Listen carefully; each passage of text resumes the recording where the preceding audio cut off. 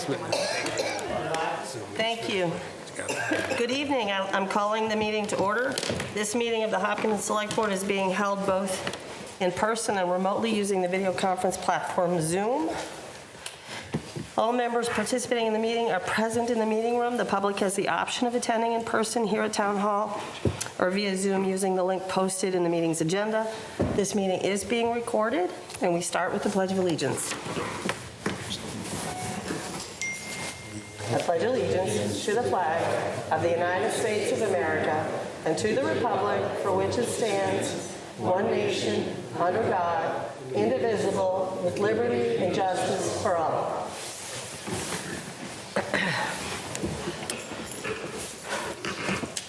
Okay, our first order of business is to get somewhat organized. Is public forum. Residents are invited to share ideas, opinions, or ask questions regarding town government. Residents are asked to keep their comments to 2 minutes. Is anybody here that would like to speak? Please start with your name and your address. Hi, am I on? Okay. My name is Amy Groves, and I'm at 2 College Street. Just a quick thing, I noticed that you're going to be discussing the strategic plan later, and I just happened to think of that because in the last strategic plan, there was lots and lots of comments about how we should do this and that with sustainability, and so now we're doing it, so I would like to know if it's possible, when we think about it later, we'll discuss if we could have somebody from the Green Committee involved in that process. Perfect. Yep, thank you. Thank you. Yes, sir.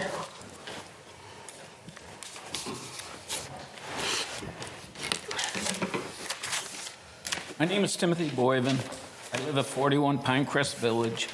I would like to ask the board why Police Chief Bennett is still serving in his official capacity.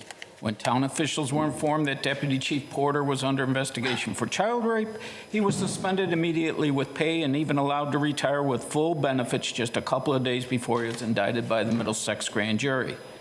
When Chief Bennett and the Select Board brought in the Kroll consultants to investigate Sergeant Brennan's role in the survivor coming forward to make her allegation, Sergeant Brennan was immediately suspended with pay as well, still is today, and amazingly is facing dismissal if the Select Board follows Chief Bennett's recommendation.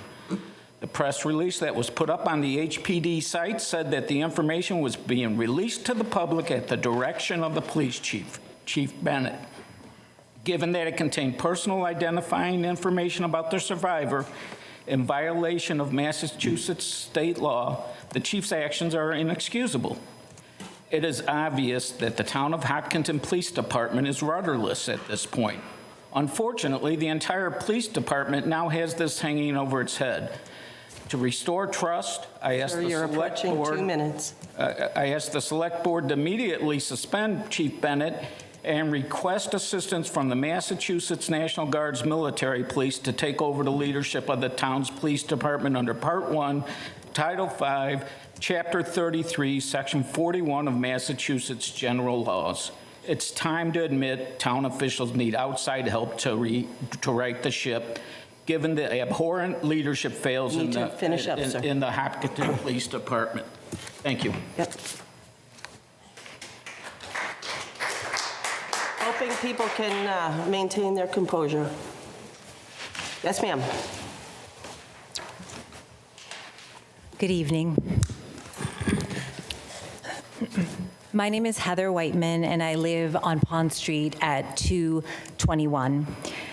I'm also the executive director of a Massachusetts nonprofit that serves hundreds of women who have experienced sexual violence, including rape, exploitation, and sex trafficking.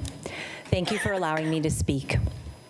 What appears to be a Hopkinton Police Department policy violation on the part of Officer Brennan was in fact best practice in the area of victim rights related to the crime of sexual violence. It bears repeating that when an adult first communicates past sexual violence of any kind, it is crucial that the individual is supported in making sense of what has happened to her and on her own terms.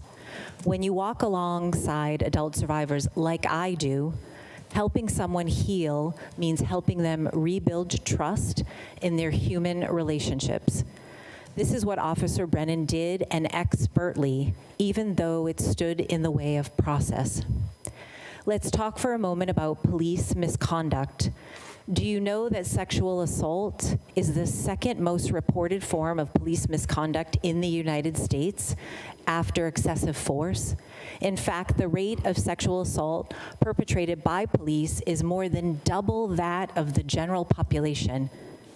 2/3 of all sexual assaults are never reported to police. Coming up on 2 minutes, ma'am. Only 1% of actual reports ever actually reach a court. And why? Because the police are notorious for discouraging victims from filing.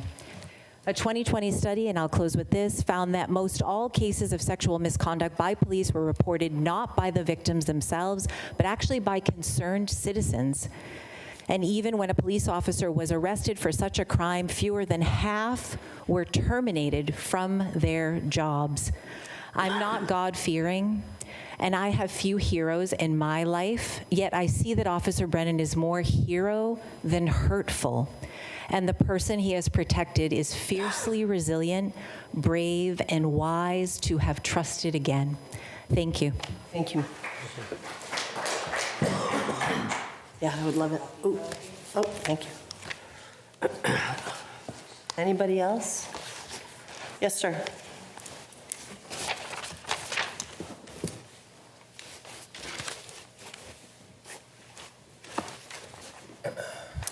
Peter Fogg, 5 Cross Street. So my wife and I moved back to Hopkinton back in 2018. We were excited to come here. The town has a lot to offer: good schools, the biggest bike lane in the Commonwealth. However, what we've observed of town government has been appalling. As a licensed attorney, trial attorney that's practiced for over a decade, I frequently yell at the television during legal dramas because they get so many things wrong. But I don't think I've ever yelled louder than the Loudermill hearing that I watched from the comfort of my own home.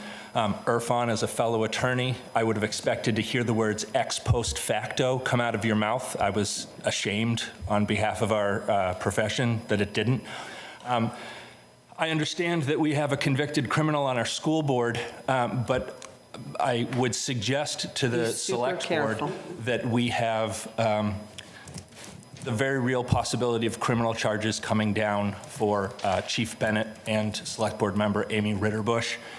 Specifically, Mass General Laws, Chapter 41, 97D, makes it a crime punishable of a year in prison and a fine to release the information about rape victims.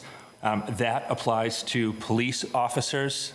Chief Bennett has Approaching 2 minutes. made a very clear record, and I would urge anyone watching this to reach out to District Attorney Marion Ryan to ask that those charges be pursued. And with regard to Chief Bennett and Select Board member Amy Ritterbusch, Mass General Laws 265, Section 24C makes it a crime to release confidential information about sexual assault victims. And I would, again, ask anyone that's watching this to reach out to District Attorney Marion Ryan to ask that criminal charges issue. And I would ask that all members of the Select Board, except possibly Muriel Kramer, step down for the embarrassment that this has been for our town. Thank you. Thank you.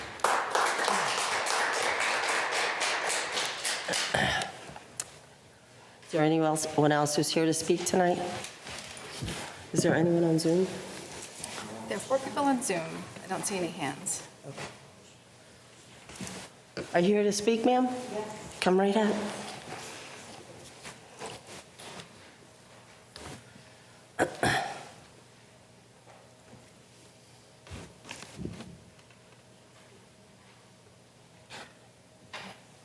Do you have a question? We're happy to answer. Thank you. Karen Crum, 12 Joseph Road. I'm here tonight for three things that I want to bring to the attention to my community, really. First, for Chief Bennett's continued employment after violating a law on January 19th, 2024, that's a decision that only the Select Board can make. I know you know that. I'm stating the obvious, but the violation is according to the Massachusetts State Legislature, Chapter 41, Section 97D. I've become very familiar with Chapter 41 this past week.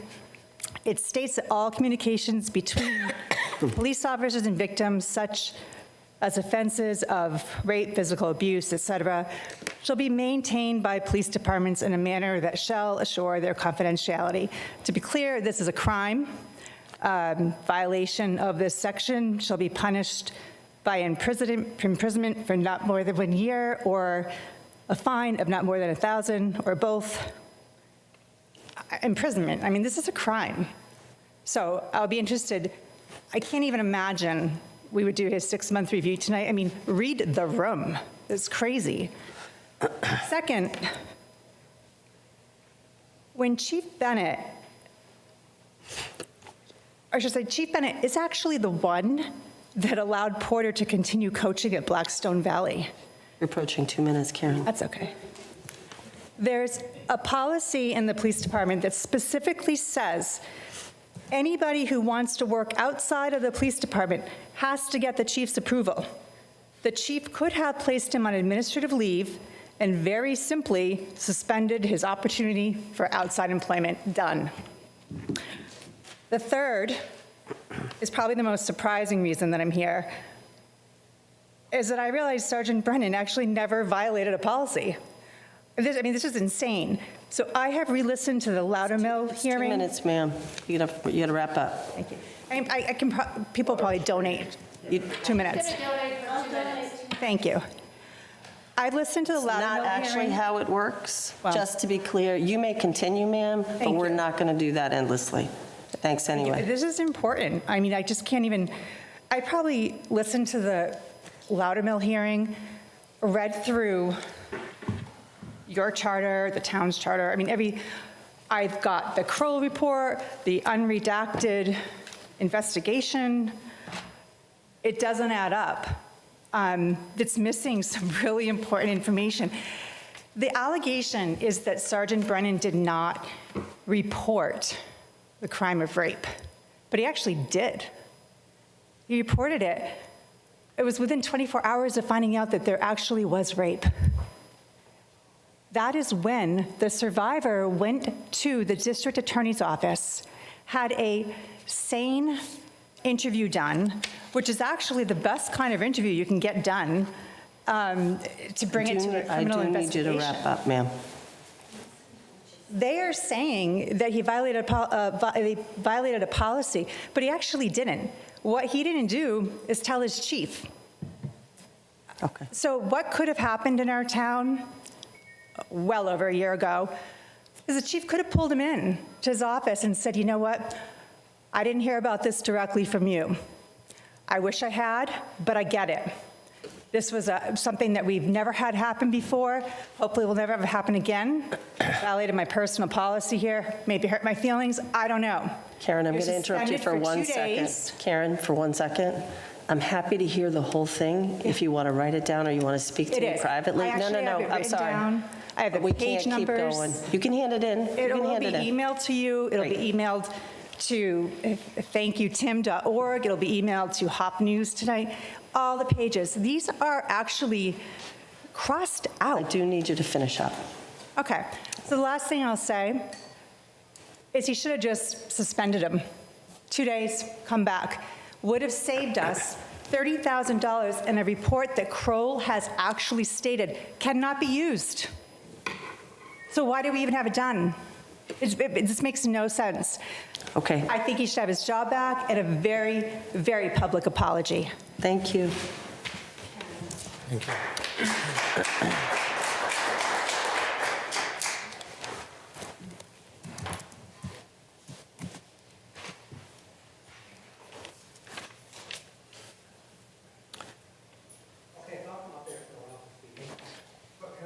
Question first, okay, I'm gonna bring in my 2 minutes. Yeah, technically, but what's your question? Well, the question is simply, I'd like to know, if you would just speak to the group here, what are you doing with regard to the chief? Is there an investigation going on? So we're not actually going to discuss that tonight, but when we do, you'll all know. It's public discussion when it happens. Okay, thank you. So I want to read a statement. Jim Scanlon, 121 Pond Street. I'm going to go fast. I'm not going to be able to finish. I think maybe someone else will help me along the way. A group of citizens very concerned about the direction and leadership of the town has prepared a statement and doing a host of other things to hopefully regain control of a town that we love, that we feel has slipped past our grasp. So I'm going to read you the statement of facts that citizens have supplied to the criminal clerk of the Framingham District Court over the past couple of weeks. Those citizens have asked Clerk Magistrate Robin Jubenville and his staff to issue summons to both the chief and to you, Amy Ritterbusch, so that you can explain to the clerk why you think criminal complaints should not be issued against you in that same court for having violated certain misdemeanor crimes related to your recent conduct. Before I read that statement of facts, I want to note also that these facts have been supplied to District Attorney Marion Ryan, the Civil Rights Division of the Massachusetts Attorney General's Office, and the Hopkinton Police Department. Statement of facts in support of the application of complaint assist against the following suspects: Joseph E. Bennett and Amy Burns Ritterbusch. The location of the venue of the crimes was in Hopkinton, Massachusetts. The date of the crimes on or about January 19th, 2024 through or about January 22nd, 2024. Misdemeanor crimes alleged as supported by the facts below. MGL Chapter 265, Section 24C, unlawful publication of rape victim's name. Hey. What's your problem? Why? Hey. What's your problem? I'm sorry. That's not acceptable. I'm sitting here paying attention, listening to this person, and you're accusing me of falling asleep? No. My eyes are wide open. Shall I continue? They were the whole you know time. We won't continue. have this. We won't have this. Okay. MGL Chapter 265, Section 24C, unlawful publication of rape victim name. MGL Chapter 41, Section 97D, unlawful police publication of police record of a report of a rape. There is a probable cause to believe that Joseph Bennett III and Amy Ritterbusch both committed crimes in violation of Chapter 265, So Jim, you Section are going to have to 24C. wrap up. Okay. I'll have just one more paragraph. I think someone else will probably step in and read the rest. We want to get this into the public record. You can always put it in the public record in writing as well. I know, You but there's can. so many people that are watching. That we've become famous. Which is, now. that's fine. I understand, but it's available to people. Okay. There is probable cause to also believe that Joseph Bennett committed a crime in violation of Chapter 41, Section 97D. I'll leave it there, and if perhaps someone else wants to continue. Okay, thanks, Jim.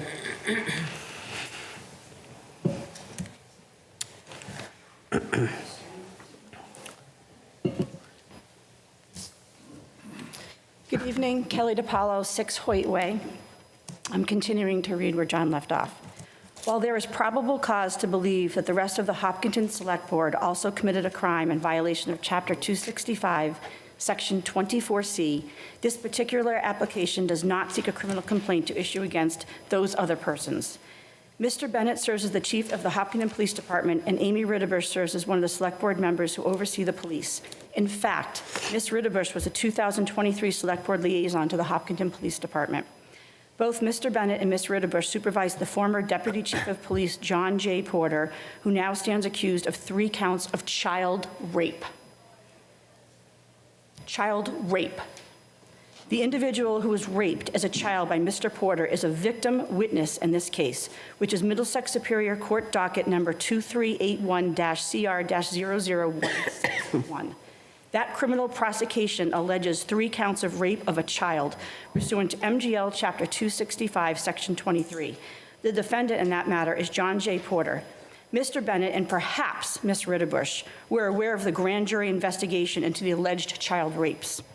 According to the above-mentioned docket, the indictments against Mr. Porter were returned by the grand jury on April 28, 2023, and defendant Porter was arraigned on May 9th of 2023. A longtime friend of defendant Porter's, Mr. Bennett, allowed Mr. Porter to retire on April 28th of 2023.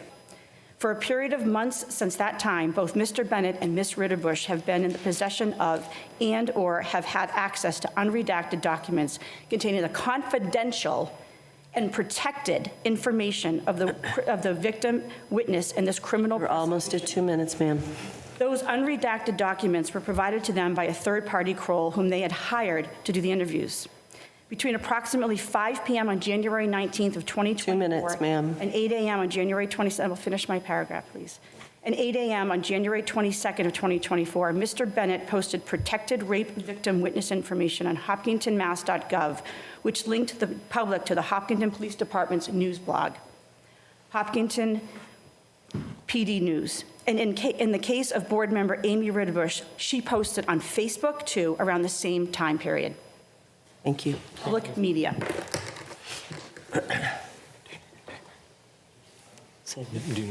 No, I got it right here.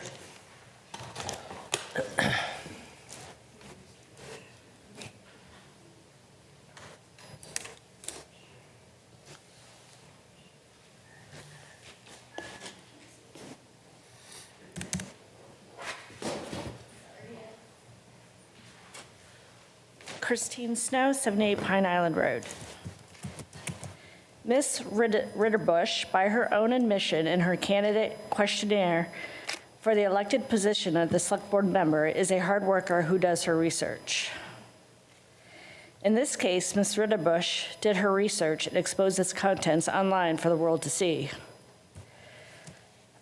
Below is a screenshot showing Mr. Bennett's authorship of the above referenced article, wherein provide readers worldwide with a link to the unredacted full transcript of an interview that contained the confidential protected information of the victim, witness, in the aforementioned matter.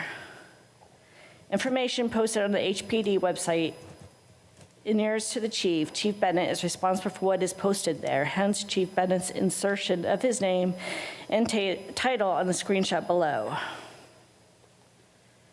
And that is not all. Mr. Bennett even went so far as to call the public's attention to those documents that he just had posted on his official website. During that January 19th public hearing, the chief made reference to the release that could be found on his departmental website, thereby incriminating himself and admitting his knowledge of same.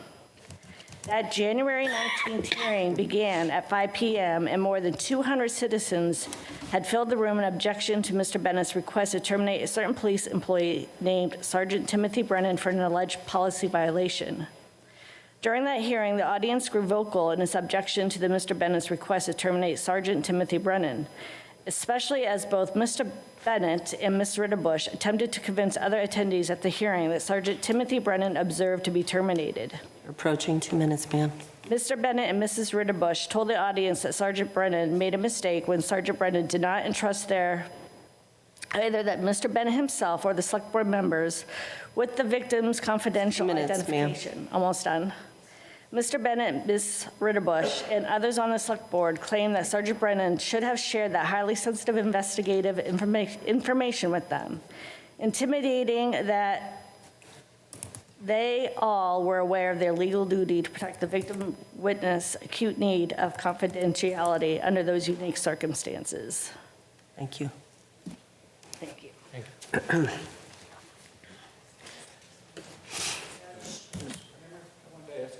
I had a longer statement, but I had to condense it. Who do I give it to? You can hand it right to me, sir. Yeah, absolutely. We want to hear what you have to say for sure. Thank you. Yvonne Riley, 201 West Main Street, picking up the letter. Ironically, during that same hearing and for days to follow, Mr. Bennett and Ms. Ritterbusch took steps to both post and call attention to the documents that they had had in their possession for many months. Documents contained the victim's witness highly sensitive identifying information, the exact information that Mr. Bennett and Ms. Ritterbusch had just been alluding to. In fact, when Mr. Bennett posted the unredacted records to his own police website around 5 p.m. on that January 19th evening, he himself authorized a statement in support of his decision to publish those records on his website, saying that Chief Bennett had released these documents following multiple public records requests and amid significant public interest, inquiry, and media reporting on the matter. You can see that quote on the bottom of the above screenshot. It still appears there to this day. Both the timing of Mr. Bennett's release of that sensitive information and the type of language used by Mr. Bennett in association with that release not only speak to his motive to release the unredacted records, That is retaliation against Brennan, who had requested the termination hearing be public, but also speaks to the chief's knowledge of their contents and for a period of months. After all, it was Mr. Bennett who hired Kroll to conduct those interviews for him, and it was Mr. Bennett who was relying upon those same interview transcripts when asking the Select Board during that January 19th hearing to terminate Sergeant Brennan for failing to tell Mr. Bennett and/or the Select Board about the victim witness. Clearly, Mr. Bennett, as Chief of Police, did not comply with legal requirements to maintain those sensitive and legally protected documents in a manner that assured their continued confidentiality. Let's do 2 minutes, Yvonne. And in fact, quite the opposite is true. Who am I passing to?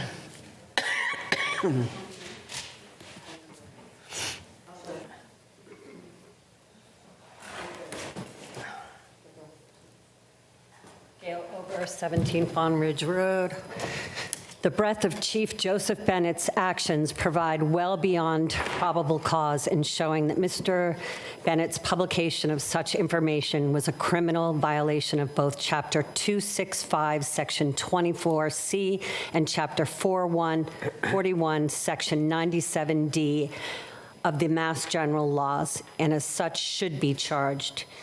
In the case of Amy Ritterbusch, Ms. Ritterbusch reportedly posted the same unredacted sensitive interview transcript containing the rape victim/witness protected identity on Facebook on or about January 19th through January 21st of this year, and therefore should be charged with a violation of Chapter 265, Section 24C.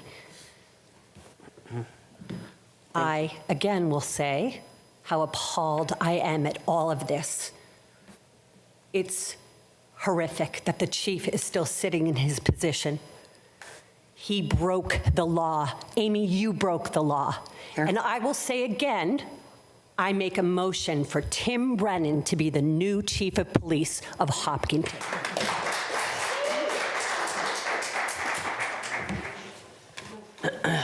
Is anyone else here to speak? Yep. Hey. Drove by 4 colleges, I'm articulate now. Well, first off, last week you have all heard what the people Can I have of you say your name and... Sorry. Stephen Snow, 78 Pine Island Road. Nice to meet you. Last week, we were all loud and clear what the public feels about Tim Brennan. Tonight, it's about the wrongs that the police chief and the Board of Select Board have done. So I'm wondering, what is the police policy when a resident comes into the police station to report a crime? And I know you're probably not able to answer that, but that's my question. Last week, before the meeting, I walked into the Hutton Police Department to report a crime. They were committed by Board of Selectmen Amy Rittenbush and the Chief Joseph Bennett. They were documented in writing. I asked to speak to a sergeant, and I asked to have a log entry in the police log. Sergeant Aaron O'Neill came out. He accepted my my paperwork, which has my clear address, name, signed, and email on it. And I asked him to log that. I asked him for a business card, which he proceeded to give me. And after I was through, in the information was that it was to be sent to an outside police agency to handle because we didn't feel Chief Bennett could be handling his own paperwork, his own crime.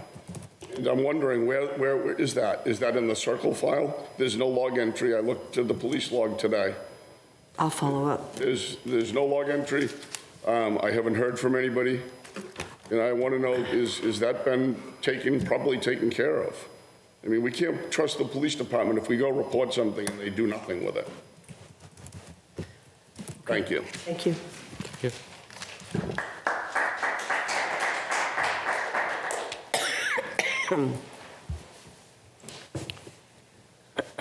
Yes, sir. All right. Scott Ober, 17 Fawn Ridge Road. I've written something, but I have to start off. How do we get you to hear us? We're hearing. No, you're listening. We are. But you're not hearing us. We are.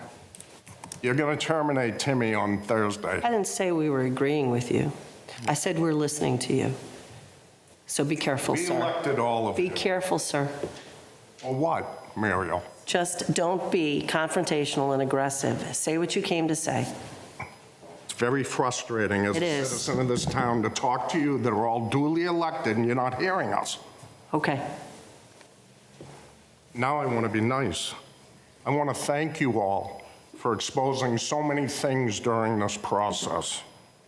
Sergeant Brennan has been exposed as one of the most honorable and important members of our town. As someone else stated, Tim Brennan is Hopkinton, and you're going to rip this town apart with this. I want to thank you for accidentally exposing how unfit Chief Bennett is to continue as the chief of police in our town. I know that isn't your intention, but it's exactly what you have done. And thank you all for exposing yourselves as 100% incompetent. Nobody on this board is qualified to make a decision on Sergeant Brennan's future. You have now lit a fire under the residents of the town, and we have decided that enough is enough. Since you all seem to care more about your own power and personal agenda than the town you have been elected to serve, we are going to have you all recalled. I'm hoping you will all want to avoid the embarrassment of a recall and will choose to resign. Especially Amy, who committed a crime and still sits there ready to judge Tim Brennan if and when the time comes. You should resign tonight. We will not stop until Sergeant Brennan has been reinstated. You will all have been removed from power, and Amy and the chief are formally charged with the crime of releasing the survivor's identity. Thank you. Thank you.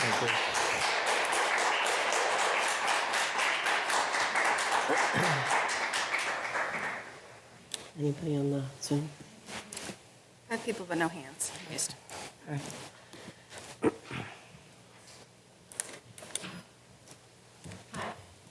Paula Garland, 50 Downey Street. Not quite a year ago, a Hopkinton teen, aged 19, was found dead in the Milford Woods. It's Hopkinton Police Department's policy that when a resident dies in a situation such as that, especially such a tragic situation, that the police notify the family in person. After all, it's the right thing to do. In this case, however, Paula, I want you to think about the family. I'm sorry? I want you to think about the family. I am. I absolutely am. May I continue? Yep. In this case, however, there were several officers who offered to tell the family. What did Chief Bennett say? No, I've got this. I'll handle it. What did Chief Bennett do? He picked up the phone and he called the family and told them their son was found in the woods, dead. I ask you, which is worse? Sergeant Brennan violating policy by protecting the identity of a child sexual abuse victim? Or that of the chief not notifying a family in person, who incidentally lives within a mile of the police department, that their son was found deceased in the woods alone at night? Think about that. Don't forget, that's the same chief who broke a law the very night of the Loudermill hearing by outing a child sexual abuse victim.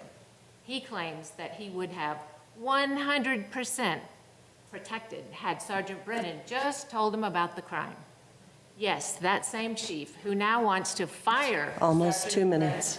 for an administrative policy violation. That violation was that he protected a child sexual abuse victim.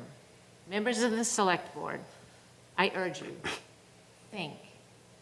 think about what you're going to do on Thursday.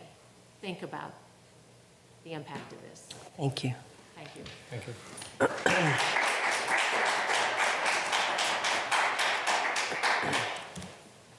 Is there anybody else who came to speak tonight?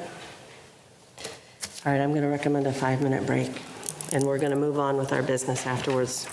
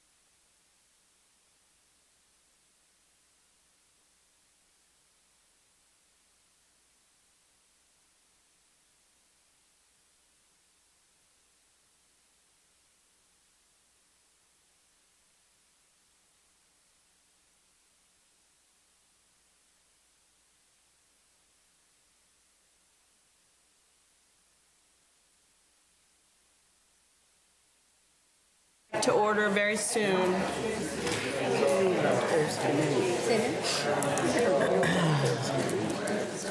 Oh, it was posted today. It was just posted today, yeah.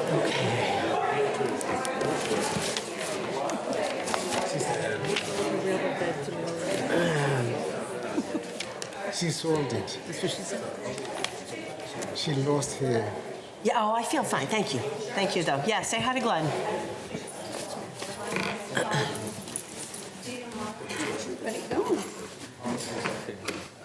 Hey, Bob, we're going to go ahead and come back when you're ready. Welcome back, ladies and gentlemen. We are going to, our next item on the agenda is our consent agenda. Actually, we skipped right over the select board listening session on the budget, but I don't think anybody came for the budget. You can ask. We could ask. Susan is online. Oh, you in for public? Yes, public comment, yeah, but we'll get to the budget later, yeah. All right, for the consent agenda, we are going to consider accepting donations, $5,000 from the Hopkinton Public Library Foundation for coffee house programs, $1,000 from the Hopkinton Public Library Foundation for children's artist studio programs, and $375 from the Women's Club to support the Eleanor Roosevelt program, which I am going to. I thought it sounded awesome. A marathon fund request, the select board will consider approving a marathon fund committee request for $1,000 by the parents of the Hopkinton High School seniors to fund the hiring of a photographer for the senior celebration dinner to be held May 21st, 2024 at Gillette. Does anybody want to pull any items off the consent agenda? Madam Chair. Yes. I'd just like to ask the audience, if you guys want to discuss or chat amongst yourselves, could you please do so outside? Thank you. So we're all set with the consent agenda? Somebody want to make the motion? I'll make a motion that we accept the consent agenda. As written. Okay. All those in favor signify by saying aye. Aye. Aye. Any opposed? Any abstentions? And thank you to all for the donations. We so appreciate it. I want to thank the Marathon Committee, too, for revising and letting us know they had 3 bids in it. Yep. I agree. It was very helpful. Thank you. Yep. All right. Do we have a new employee? Welcome. Come on forward.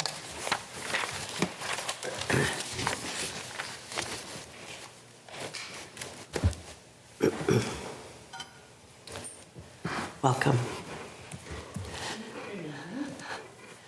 So, Mr. Kamalo, Ms. Merrill?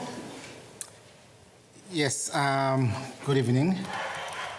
I'm respectfully requesting the board to confirm the town manager's appointment of Cindy Johnston as the town's next senior accounting manager, town accountant. As you know, this position became vacant after Liz O'Rourke resigned. It's a position that reports to the town manager and is responsible for planning, controlling, and directing the town's professional accounting, auditing, procurement, and grant reporting work.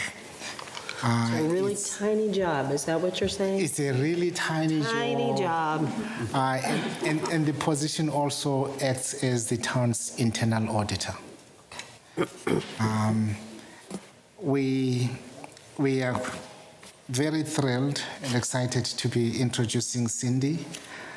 She has worked as the finance director, controller, deputy finance director, fiscal officer, managerial accountant, as well as executive secretary in the Department of Planning and Development, all amounting to 30 years working for the city of Woonsocket. We're hoping you'll spend the next 30 years here in Hopkinton. She has a Bachelor of Science in Accounting, highest honors degree, as well as an associate degree in business administration. We learned from your references that you are meticulous, you pay attention to detail, and in the interviews, you were very clear, concise, and we all appreciated your ability to communicate technical accounting issues to some of us who may not be accountants. The references also pointed out that you are always approachable, you are a hard worker, you're fair, you're helpful, and you always have had, over the past 30 years, the city of Woonsocket's interest at heart. The administration in Woonsocket also expressed extreme confidence in your work product and recommendations. At this point, I would let, with the chair's permission, Christine explain the process that we followed in getting to Cindy. Through the chair, we advertised the position and posted it and had 6 candidates apply. We interviewed 4, and Cindy was the selected candidate. We did 1 very comprehensive interview, which is something that we are doing with certain positions that are hard to fill and that we see posted on the MMA website. There are a lot of town accountant positions out there open. And so for expediency, we are moving in the direction of doing 1 very comprehensive interview instead of 2, so as not to lose good candidates. Great, thank you.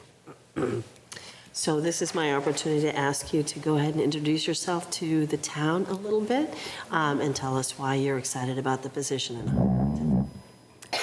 My name is Cindy Johnston. I worked for the city of Woonsocket for 29 years. As Norman was listing the different positions I held with the city, I'm one of those people that literally started at the bottom. Back 30 years ago, as you know, to work in municipal government is very competitive. So I started as entry level and just kept getting promotions. Then in 2001, when I was the executive secretary for the director of planning and development, I went back to college to finally get that accounting degree that I had started when I was 18. And I've achieved that in 2008. And then I was able to move up the ladder even more, different accounting positions. I went over to finance probably 12 or 13 years ago. Like I said, always accounting positions, right up to the director's position. So I'm very excited to come over to Hopkinton. You know, I've read of the growth that you've had and the need for stronger financial operations, and that is certainly something that I can bring to the town. I have a lot of municipal experience, having worked different departments in municipal government. I'm very familiar how just about every single department runs. Obviously, there's a little bit of difference between the 2 states. But basically, you know, especially when you're doing GAAP rules, general accounting acceptable principles, and federal rules, and working with grants, which I have a lot of experience in, both state, nonprofit, and federal grants, they all follow the same rules. So I have a lot of experience in grants and budgeting, which I was responsible for, maintaining the journal accounting software system, which is the most important of the position. In Woonsocket, I actually implemented both a new journal accounting software system. I implemented credit card processing in the Treasury Department. In the Water Department, when I was managerial accountant, I implemented a new software there for billing purposes. And let's see, the other big thing I did when I was in Woonsocket in the finance department was we outsourced our payroll with ADP, and that took a lot of implementation. Obviously, you know, when you buy a computer software nowadays, it's just the shell, and the company wants you to build it to your specs. So I was able to do that. So, you know, I think it's going to be a really good marriage. I think Hopkinton, with your growth and with the strong need for financial leadership and accountability and accuracy in your accounting, and my abilities and experience in education, I think we'll do really well. Wow. It's a very impressive story, an impressive career, and we're delighted to have you. I'll open it up for questions from the board. Shahidul? You have a very impressive background, and thank you for choosing Hopkinton. We need a lot of help, of course, and glad that we got you. A great find, of course. Quick question is, what attracted you to Hopkinton, and what do you see as your path forward here? I was interested in finding a community that could use my resources. And reading up on Hopkinton, I knew that you really had a need for strong financial leadership. Obviously, Hopkinton's a beautiful town, very welcoming. My husband comes from Massachusetts, and, he told me what a great community it was. So I was excited to apply. Thank you. Good to hear, and welcome. Thank you. There's no real question. It's really just a comment. I love your story. I love that you've been just promoted, started at the bottom and worked your way up. That, to me, shows dedication and, commitment to the job and advancing your own career. Love the story. I'm glad that we were able to steal from Woonsocket and bring you on. So, thank you. Amy? Yeah, I think you already gave so much information. I'm really glad that you have a big municipal finance background. That would be really helpful to us, and want to just welcome you to the town hall. Thank you. Hey, Joe. Basically, I wanted to say the same thing. We really need you. And do you know when you might start? Tomorrow morning. Boom. I'll be in to see you soon after. Some things to look up and to do. So I want to welcome you to Hopkinton. Thank you. Shahidul, would you do the honors? Yes. I move to confirm the town manager's appointment of Cindy Johnston as senior accounting manager, town accountant. Is there a second? Second. Second. All those in favor signify by saying aye. Aye. Any opposed? Any abstentions? Congratulations. And this is when we torture you with a group photo. That's what we do. So it's part of our little hazing or initiation.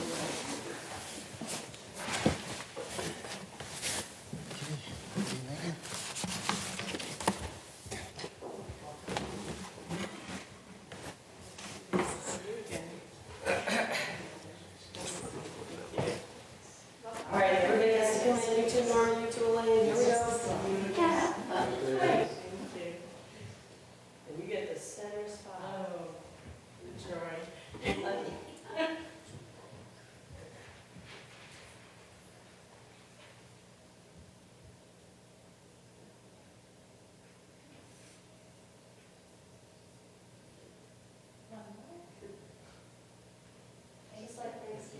Thank you so much. Good luck.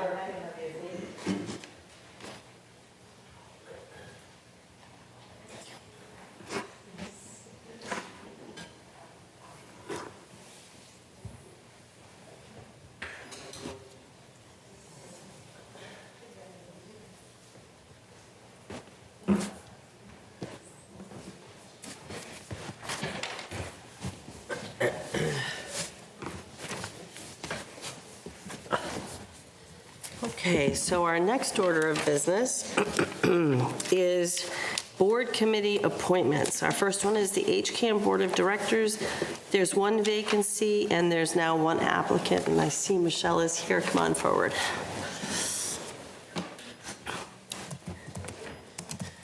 Just thanks for coming. Tell us a little bit about why you want to keep doing what you're doing. Okay, I want to keep what I'm doing because I've been doing it for a long time, and I'm a proud proponent of HCAM. I appreciate their services, and I think you would agree, Muriel, having worked as a reporter, having everything documented online and saved is very beneficial and helps share all the information. My history with HCAM, I was the first news director back in 2010. Wow, time. 3 years. I've been serving on the board currently since 2017. started as vice president, and currently serving as president of the board. The skills that I bring to the board, obviously, like I said, I have a reporting and a news background, and I now also have a government employee background. Michelle, I'm hearing at home that they can't hear you. Could you? Oh, I'm sorry, because I moved away. Yes, I was going to say, so in addition to my reporting background, I also now work for the town doing the communications for Main Street, and HCAM just is a central part of sharing a lot of that information. And it, you know, my background gives me exposure to the benefits of HCAM from both perspectives. One of the key initiatives I think that I was very helpful with for HCAM was when the budgeting process was changing due to the lack of funding through, you know, the channels going away and all that sort of stuff. And based on my years of reporting for the town, I'm pretty aware of how the budgeting process works, and I help HCAM navigate that as they transition to their enterprise fund and dealing with the PEG access and all of that. So I'm looking forward to staying on the board and supporting them. Great, well, thank you. I was thinking how time flies when you were walking through your history with HCAM, because it doesn't seem possible, but I know it is. I don't really have any questions. Thank you for being here. Thank you for being willing to continue to serve. We're just fortunate in town that we have so many people who do serve the town in many ways. Does anybody have any questions? No questions, just comments. Thank you for all the service that you are giving to our town and continuing to serve an HCAM board. You certainly have a wonderful background, and thank you again. Well, all the best on your next one. One quick thing I was wondering, based on your experience with working in HCAM for quite some time and now continuing to serve, what do you see as, you know, kind of stepping up our communication process through the HCAM? What are the vision and additional things you would want to do in next 3 years, 5 years? That's probably a question for Jim Cousins in terms of actually and what the board does have input on what they work on. I think they really have a pretty broad scope of what they cover now, so I don't see a lot of additional stuff. And what Jim focuses on a lot is the technology, how to improve it, how to make it work better, and things like that to make it more accessible and things like that. So when we have our board meetings with him, he brings us up to date on all the new tech stuff, all the ideas that, you know, we do contribute to ideas for new programming and things like that. So I think the most important thing is to keep them funded, so at this point in time. So. Take the opportunity to plug. Or find anything? No questions. Thank you for everything you've done. And, you've been wonderful. Not much left to say. Anybody else? Questions? No, I don't think No, I just thank you for all the years of service, and we know Michelle well, so I think it's a great fit for you. All right, Shahadul, do you want to take us away with that motion? I will. I move to appoint Michelle Murdoch to the HCAM Board of Directors to a term expiring 6/30/27. Second. All those in favor signify by saying aye. Aye. Aye. Any opposed? Any abstentions? Congratulations and thanks again. Thank you. Congratulations.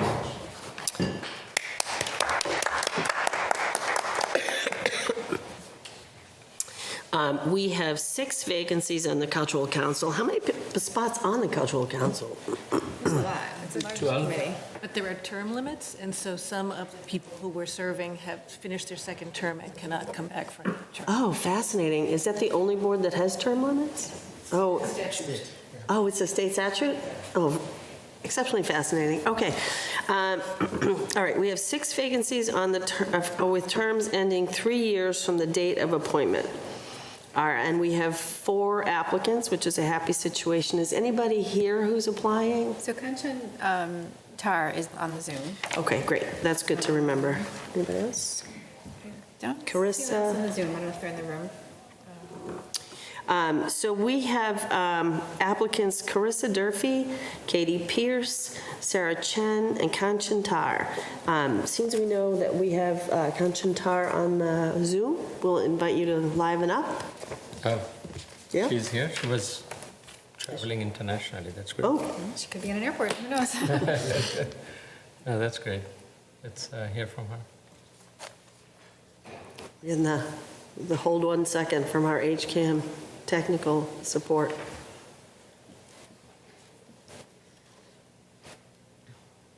It's not working? She's in the room but muted. Yeah. Can you hear us, Kanchan? Someone has to unmute her. Do we have to unmute or no? Kanchan, if you hear us and you're able to unmute yourself?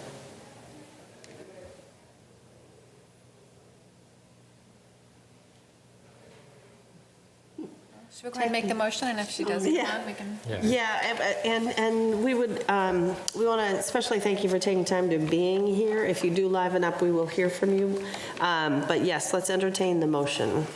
I move to appoint Carissa Dufy, Katie Pierce, Siwi Chen, Sarah Chen, and Kanchan Ter to the Cultural Council to terms expiring 2/6/2027. Second. All those in favor signify by saying aye. Aye. Any opposed? Any abstentions? Thank you so much. My apologies, Kanchan, that we can't hear you. Look forward to meeting you and seeing your work soon. Okay. Our next order of business is the FY24 Select Board Special Education Reserve Fund spending. And I think we have Mrs. Rothermich on the Zoom. No, she's on the attendee side. She needs to be a panelist. Here she comes. Susan, can you hear us? I can. Can you hear me? We can hear you. Yes, we can Perfect. see you. Thank you. Take us away. Yep, now I apologize that I'm not there in person. I'm double booked. I'm here at the Elmwood School Building Committee meeting at the same time. So thank you for allowing me to do this by Zoom. So what I am here for tonight is the Special Education Reserve Fund funding. And this is the reserve fund for the FY24 budget. And to expend the appropriation, we need a majority vote of both the school committee and the select board. So the school committee did approve this request to expend from the fund last week on February 1st. So I'm looking for the select board's approval as well. Okay, and just for the public's benefit, it is how much and it is for what purpose? It is $1,094,024, and it is for the purpose of paying out-of-district special education tuitions. Great, thank you. Any questions from the board? No. Just a clarification so everyone understands. With this approval, Susan, how much we will have in the reserve fund going forward?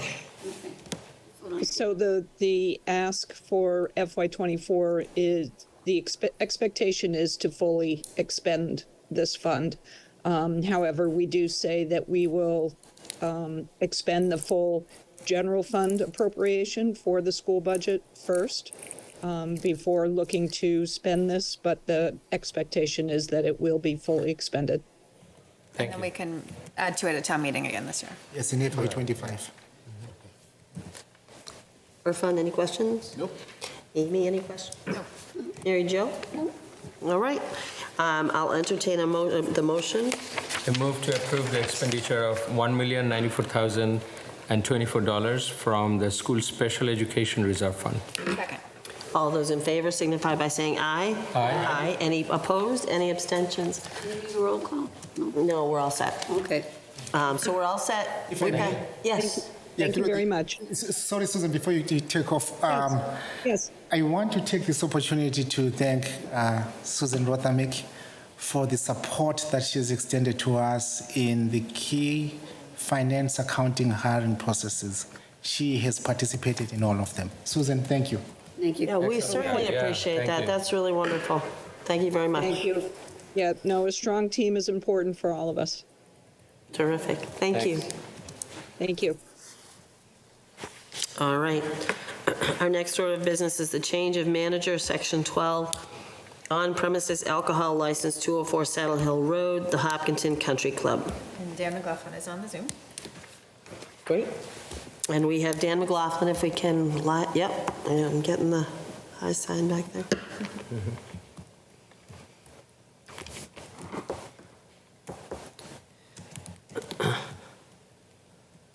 All right, Dan, can you hear us? Yes, I can hear you. Can you hear me? Yes, we can hear you. Mr. Kamala? Yes, through the chair.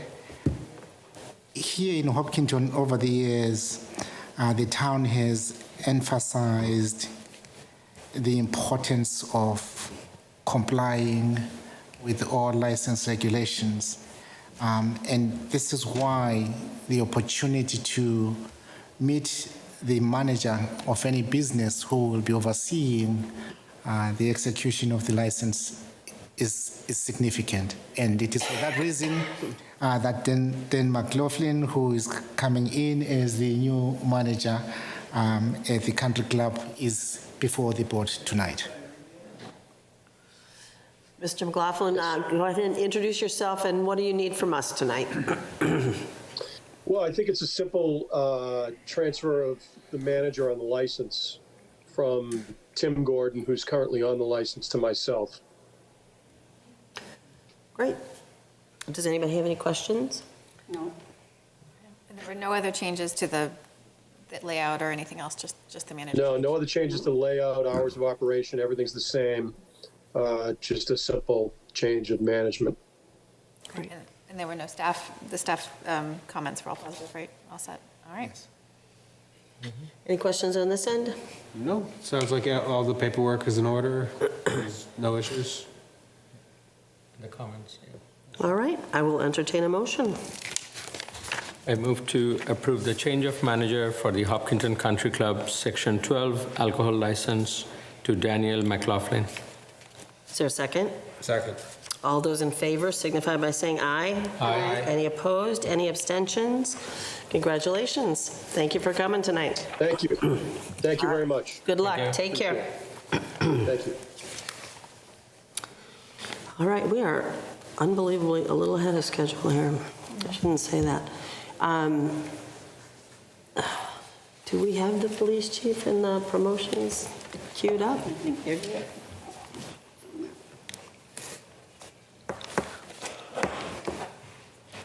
We could do the annual report or something like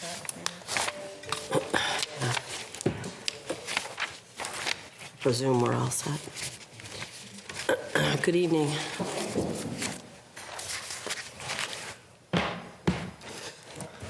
So the select board will consider promoting Detective Greg DeBoer and School Resource Officer Matthew Santoro to the rank of sergeant as recommended by Police Chief Joseph Bennett. All right, take us away, Chief. So, as we discussed in prior meetings, we had a promotional process which brought us through using the policy, the existing policy, through a comprehensive process in partnership with Human Resources to identify candidates to bring forward for promotion to sergeant. I have two candidates here that I'm requesting that be promoted to the position of sergeant. Through the comprehensive process, they were ranked and graded. If you'd like to speak to that process, Ms. Merrill is here to speak to that. And welcome any questions on the process. Go ahead, Ms. Merrill. All right. So this is in accordance with the Hopkinton Police Department promotional process, policy and procedure number 4.36, which is in accordance with Massachusetts Police Accreditation Standards. The promotional process is overseen by the chief, who makes the recommendation to the select board. The following steps are followed in order according to the process, beginning with eligibility. To be eligible for promotion, a sergeant must have at least, a sergeant candidate must have at least 3 years of certified law enforcement at the Hopkinton Police Department. From there, a written test is conducted, or was conducted in this case. And after that, there is a 3-member panel that completes an oral review board of the candidates, consisting of an area chief, who is, in this case, was Chief Brian Newell of Southborough PD, and Jessica Leverance and Scott Van Ralton. And then numerical values are established in a matrix, which includes a written examination, each item has values assigned. An oral interview is the second item, and then the chief does an evaluation. And then after that, the chief makes a recommendation for promotion to the Board of Selectmen, who has the appointing authority. So that's the process in a nutshell. Great, and then just for the public's benefit, we have, as a board, individually had the opportunity to interact with the chief and the officers' records, and the officers, if we chose to, in order to further the evaluation process. And here we are tonight. So who do we have first, Chief? Sure. The most senior within the department and person who's sort of the highest through the total evaluation process is Detective Greg DeBoer. He's an officer currently assigned as a detective. And be good. I'd like to have him step up. Yep. Oh.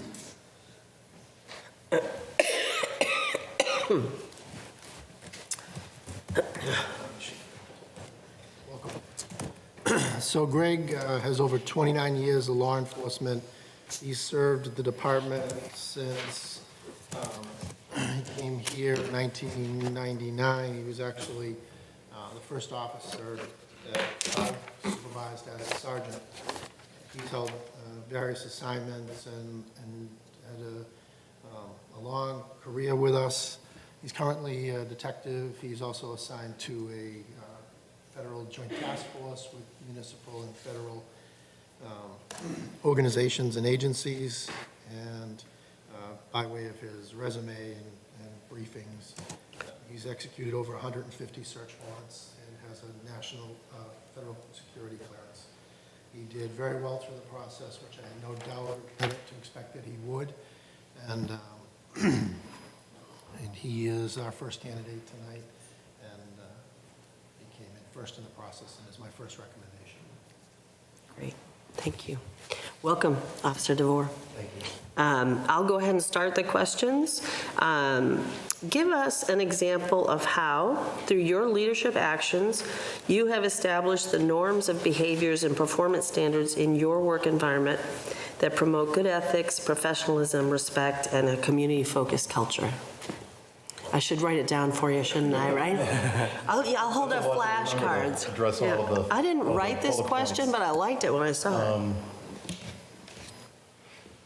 As a senior member of the department, I've been very lucky to be looked upon by younger members of our department for guidance in various roles, particularly my role as a detective, on how to conduct investigations, how to effectively investigate, document, and prosecute crimes, as well as union president. I've been a leader for our department, elected by our members on 2 occasions. Prior, I served for approximately, I believe, 7 years, and then took a brief hiatus, and then have come back and was reelected by my membership to serve as union president. And I apologize if I've missed any of the. No, I don't. It's not really that kind of question. But let me just sort of bring it around though to what you think is important about building the police department of the future in a more community-focused way, or what are you all doing to do that? That was part of the question, but. Absolutely. It's imperative to recognize that Hopkinton is a very diverse community, and there's a lot of different areas and specialties that can be looked upon, and whether it's an officer dedicated to assisting the elderly or having somebody as a school resource officer who is advocating for vulnerable populations and being able to make sure that those people are included and heard and getting the treatment they properly deserve. Great, thank you. Shahdool? Yeah, thank you, Mayor. Thank you, Officer DeBoer. Glad to have you here today. I'm sure you went through a rigorous process as described, and we're in the final stage. So my question is regarding the strategies around collaboration and communication. So what strategies have you developed over your career to collaborate with officers and community members who hold different views? And second part is communicate more effectively with the public and fellow officers. I've been very lucky over the course of my career. I've held numerous positions. When I started in the town of Westboro, where I grew up, I started as a part-time officer and then a dispatcher. I moved on to a patrolman's position, school resource position, detective, being assigned to a federal task force. So I bring a lot of depth to the Hopkinton Police Department. And through that, I'm able to work with the chief and the other sergeants and the command staff to help establish policies and move forward with the best policies for the town. Thank you. Irfan. Thank you. Welcome. Thank you for coming. What does it mean to you to have a commitment to diversity, equity, inclusion, and belonging in the delivery of police services in Hopkinton? It's so important to recognize that we are a diverse community and to recognize from a law enforcement perspective the varying backgrounds that each individual has and take that into consideration when we're trying to come to a conclusion and using all of that information collectively as a department to realize that we're not all the same and that everybody has a degree of bias in them, and to recognize what their bias is and not let that affect their decision-making process.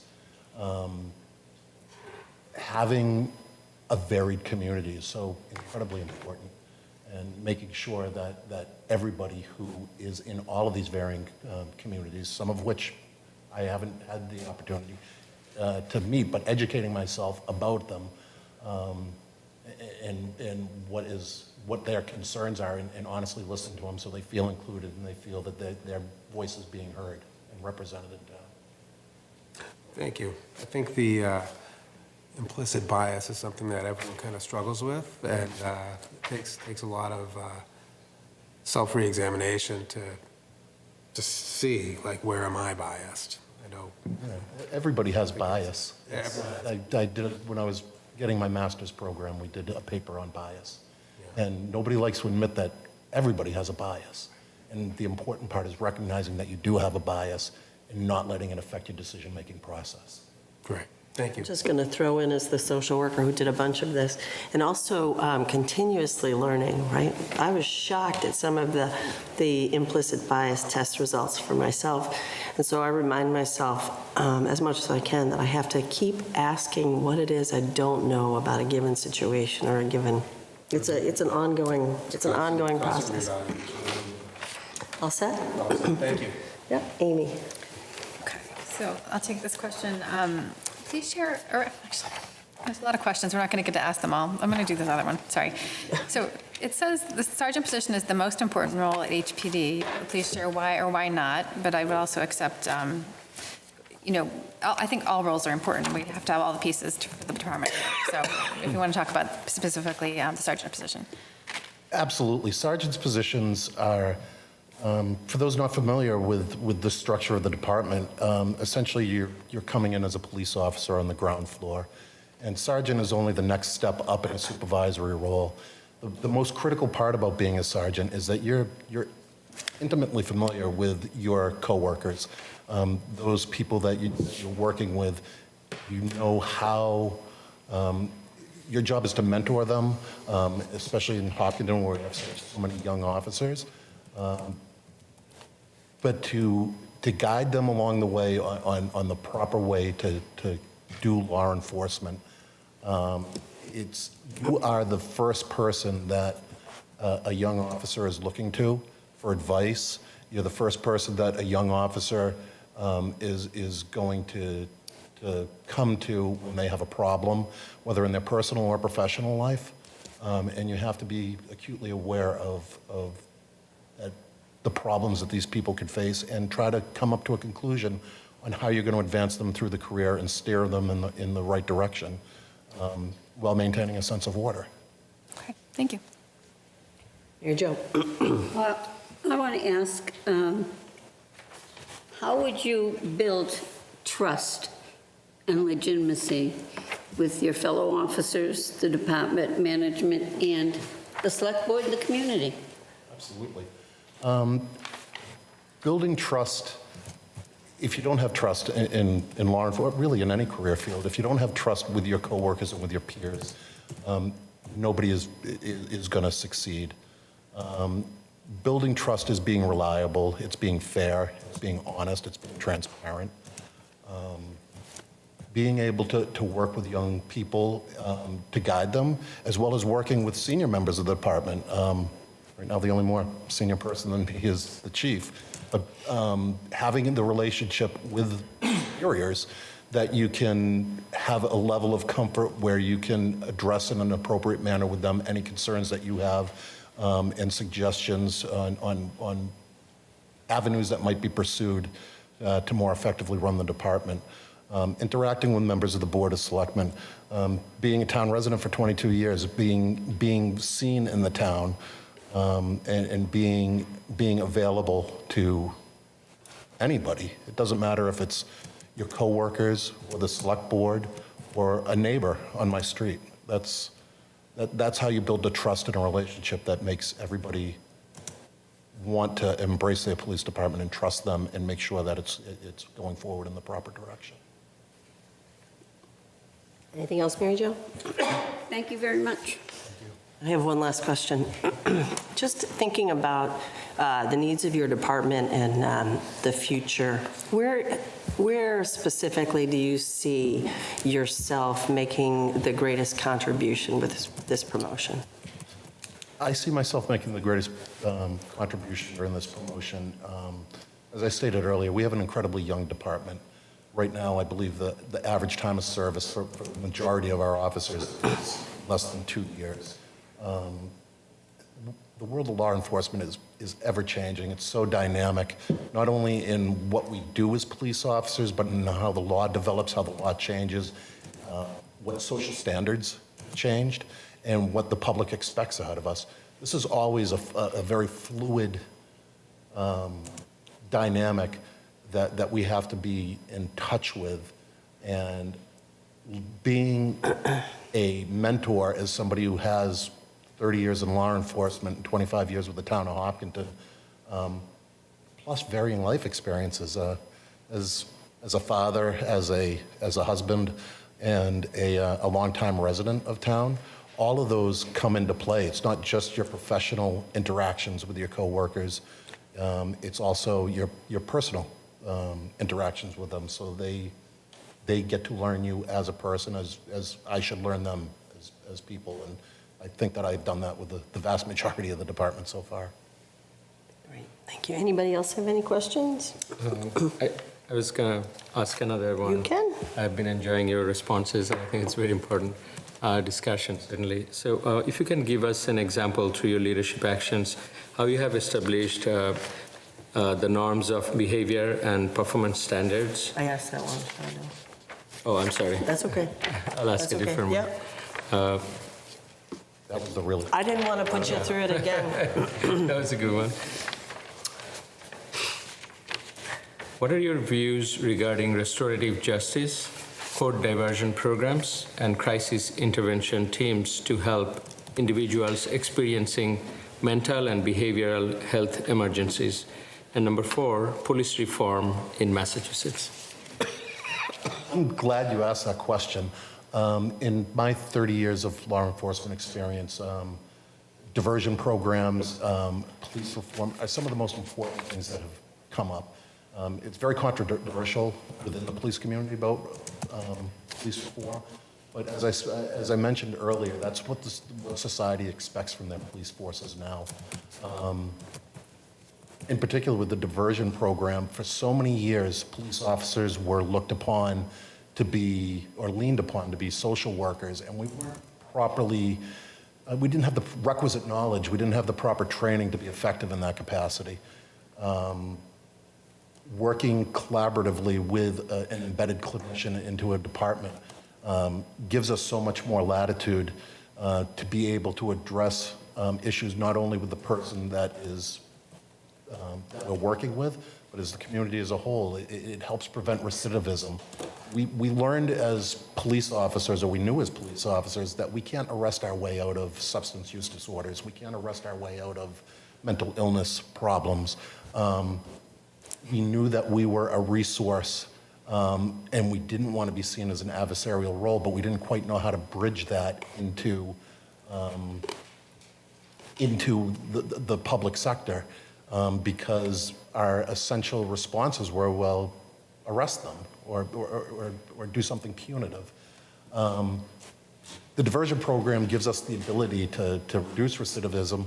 It gives us the ability to make sure that that people have an alternative to the criminal justice system, and that people are getting, with the clinician, we're able to get to what the root of the problem is, instead of a knee-jerk reaction that only serves to sometimes clog the courts and to cause additional trouble, and we're not helping the person that this behavior is coming from, and they deserve that. They deserve to be able to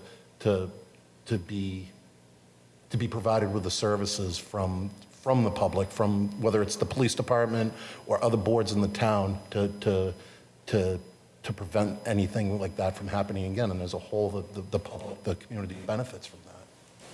Thank you. Just quick follow-up. How would you strategize, given the opportunity, if given the opportunity working with the police chief, and this is a supervisory role, to implement or strategize for the reform, not only from top down, but also inside out, or from your own perspective? What would be your approach for that? To work with it, I just want to make sure I have your question. Yeah, to work on a reform, because as you mentioned, reform is something that we need to look at as a positive path for continuous improvement in any institution. And sometimes it's hard because an institution carries a lot over centuries and decades. So how do you approach that, if given the role, to work with the leadership and come up with or work towards the reform, not only the reform plans that comes from top down, but from your own ideas, observations, and your understanding of the gaps, if there is? I think the most critical thing we can do is educate ourselves as a police department, as individual members of the department, and realize what issues could potentially come up. As I stated before, society has made very clear certain expectations that they want from their police department. Sitting here in 2024, that's vastly different from when I started in 1994 as a police officer.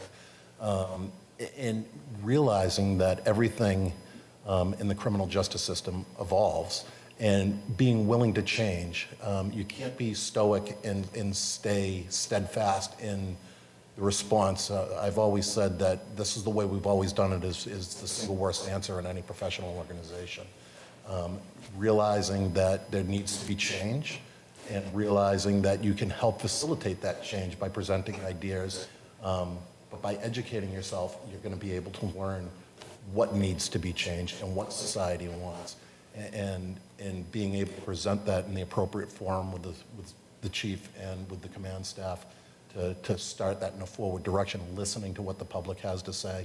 When we're out on the streets, when we're talking to people downtown, when we're shaking hands and we're going in to get a coffee, genuinely listening to what people have to say and taking their concerns. That's what inclusion is all about. That's what equity is all about, is whether it's, you know, an elderly person living on Davis Road, or a young person coming out of the schools, somebody who has just emigrated to the country. All of that has to be taken into account because everybody has varying backgrounds, and we have to be able to use those ideas that we receive from the public and develop a plan to move forward. Thank you. All set. You guys all set? Yeah, I'm all set. All right. Does anybody want to make that motion?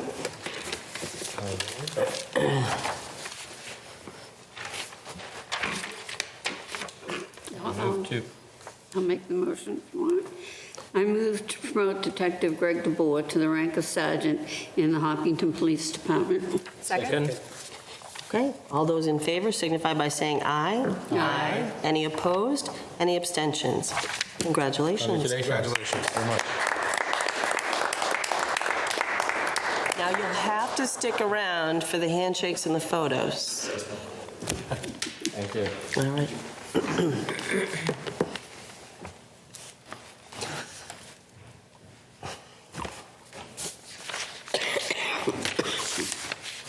I'd like to call Officer Matt Santoro.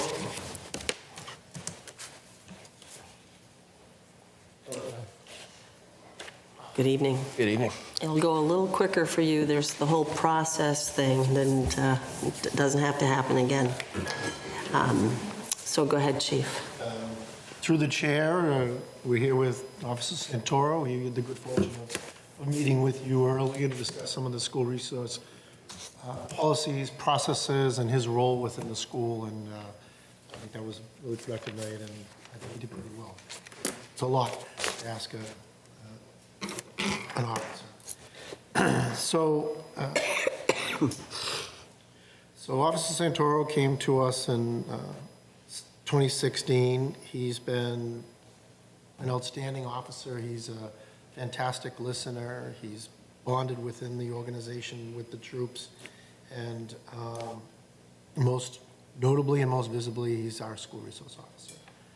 I've heard nothing but good things back from the school, and I think you heard that the night that we all came together to talk about the school resource officer program. And we're all proud of the work he's done there. That's a really extremely important role, and he's really stepped up and performed in that capacity. He did extremely well through the process, again, as I would expect, and when you hear him speak, I won't be surprised that you're also impressed with Officer Santoro. So I welcome you to ask him any questions you may like, and Great, thank you. So like I did before, I'll go first, and we'll see if you can remember all parts of the question. Officer DeBoer kind of dropped a couple. Give us an example of how, through your leadership actions, you have established the norms of behaviors and performance standards in your work environment that promote good ethics, professionalism, respect, and a community-focused culture. So I think I always hold myself to a pretty high standard. Being a police officer is an extremely important role, and we should hold ourselves to a higher standard. When I started in law enforcement, a mentor of mine told me, every call you go on, every person you deal with, treat them as if it's someone that you care about, someone in your family. And I take that to heart. So every time I deal with a citizen, every kind of call we go on, I think if someone were responding to my parents' house or my siblings' house, how would I want them to be treated, and how would I want that officer to respond to that call? I think that goes a long way, developing trust in the community. I've been here for 8 years. I've met a lot of amazing people. I've had a lot of great experiences. And I think I've developed trust not only within our organization, but within the entire community. Also in the school community too. I think I've developed a really, really strong relationship of trust and professional practices with the schools as well. Great, thank you very much. Shahadu. Sure. Thank you, officer. I know you came a long way to come here. So welcome, and I appreciate all the effort and services. What strategies have you developed over your career to collaborate with officers and community members who hold different views and communicate more effectively with the public and fellow officers? Sure. we deal with a lot of different people, and not everyone's going to have the same opinions and same views, the same background as you. That doesn't mean they don't deserve to be heard, and they don't deserve to hold those opinions and those values. I think it's important we learn from each other. We may not agree on everything. Maybe we can have a conversation about that and kind of work out those differences. But no matter what people's beliefs are or their background or gender or anything, everyone's deserving of respect, and especially from our perspective, deserving of professional service. Thank you. Good evening. Good evening. How you doing? Good, how are you? Excellent. Officer Santoro, what does it mean for you to have a commitment to diversity, equity, inclusion, and belonging in the delivery of police services in Hopkinton? Yeah, so similar to what I said, I think we're growing more diverse day by day in this town. And as I said, not everyone comes from the same place or had the same upbringing. But that doesn't mean they're any less deserving of fair treatment. And in fact, I think it's a positive that we're getting more diverse and we're learning from each other and learning different perspectives and maybe learning why people think different ways. I think it's our duty to, do our job no matter where someone's from or no matter what their beliefs are. We have a job to do, and it's our job to remain professional, even if we have polar opposite views or opposite backgrounds, upbringings, et cetera. Thank you. Amy. Okay. All right, so the sergeant position is the most important role at HPD. Please share why or why not. And I do know that all the roles contribute in many different ways and are important. So do you want to talk about the sergeant position and why it's important? Yeah, so I've been here for 8 years, and I've been learning every step of the way. I think I've been more of a silent leader within the department throughout my career. But I'm really excited to be able to take this step and become more of a vocal and present leader in the department. We have a lot of new, young officers, really talented officers. But I was one of those young officers one day too. And I had a lot of great supervisors and a lot of great mentors who helped me not only learn the laws, but learn how to treat people and learn how to be a good police officer. So I think for me, it's an opportunity to pass down what I've learned and hopefully help some of the newer, younger officers along the way to hold ourselves to that high standard. Thank you. There you go. Well, I'm going to ask the same question I asked of Officer DeVore. How would you build trust and legitimacy with your fellow officers, your management, the Board of Selectmen, and the community? I think a lot of it is just about listening to people and understanding their perspectives and respecting those perspectives as well. As police officers, not having the trust of your community makes your job a lot harder. I've been lucky enough, this community has been great to me. I've developed great trust within the schools. I've met a lot of amazing people that way who have helped connect me with other people in the community. And I think, just being empathetic to people and compassionate to people, kind of what I said earlier, I would expect any police officer that dealt with a family member of mine or someone I cared about to act that way as well. As always, I go off script. My next question is really just sort of personally. In the role of sergeant in this police department, what do you see as your unique role and what you bring to this position and how you want to grow as a sergeant? Yeah, I think a lot of being a sergeant is being able to collaborate with people at different levels of the department. As a sergeant, you're kind of the middleman between patrolmen and higher up administrative staff. And I think being that bridge, you kind of have to play two sides sometimes, but being that bridge and being that connection is a major role of a supervisor. And like I said, I've been lucky enough to have some really great supervisors who have helped bridge that gap. And I hope I can do the same for the newer officers as well. Thank you. I have a bonus question. It's really great to hear, not only the candidates' experience and expertise, but how eloquent you both been. It's really impressive, and I commend that, all the comments that you're making. Thank you. So the question I have is, what are your views regarding restorative justice, court diversion programs, crisis intervention teams to help individuals experiencing mental and behavioral health emergencies, and finally, police reform in Massachusetts? So I deal with a lot of this stuff on a day-to-day basis as a school resource officer. My goal when we're dealing with youth is not to punish them. In fact, we rarely try to go that route in the court system. If we can use a diversion program and get them the help and skills they need, that's more important to me than punishing people per se. Police reform, to be quite honest, I think it holds us to a high standard that we should be held to. We have extremely good practices in this department, great policies. I don't think, luckily, it's changed most of my day-to-day work because we have held ourselves to that high standard. But in general, I think police reform has been a positive in that sense. As I said earlier, we should hold ourselves to a high standard, a higher standard than the public sometimes. Thank you.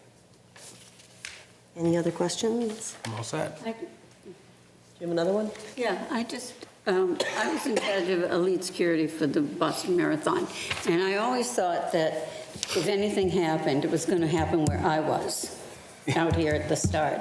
So I just wanted you folks to comment on the readiness of the police department for anything. Well, I'll start off by saying the past couple years I've actually been up at Runners Village, so I haven't been anywhere near down here. But just as every day we come into work, we never know quite what we're going to be dealing with. Our officers are fantastic. They're compassionate. They're professional. No matter who I'm working with, I have full confidence that they're going to handle whatever comes up correctly, and that we're not going to hesitate to act upon anything that might happen. Yeah, thank you for the question, especially as we head into our marathon planning season. The relationships that we have as a department with our federal, state, local partners is incredible. There are many members in our department that can pick up their phone and call to get a threat assessment, to have an intelligence review of social media post, or to assemble a rapid response team, or to build a threat metrics on any known situation, as well as the ability to pick up the phone and call for help at the highest levels and bring in resources from the top down without going to a desk, calling a desk from another agency, and to bring those in.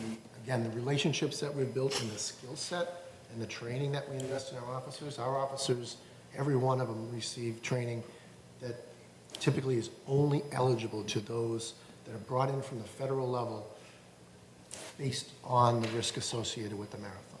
So they're trained in terrorist activities beyond most officers, behavioral detection, threat recognition, identifying suspicious incidents, how to report them directly to our intelligence partners.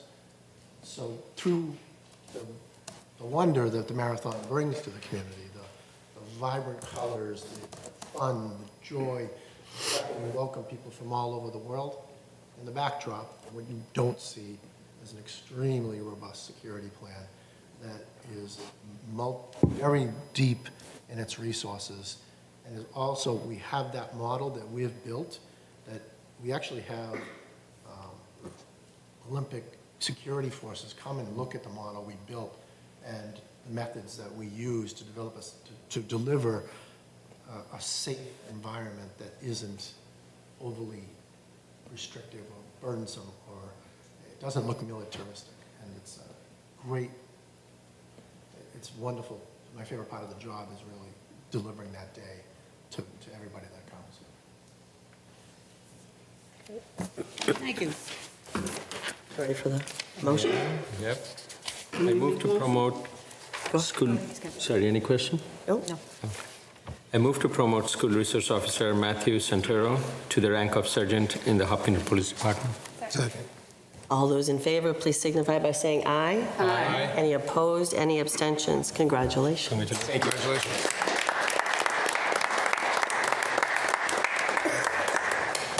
Let's go take a quick picture. Okay, get them both.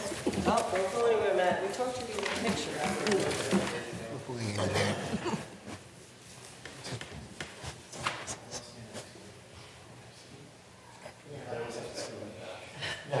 Give me the middle.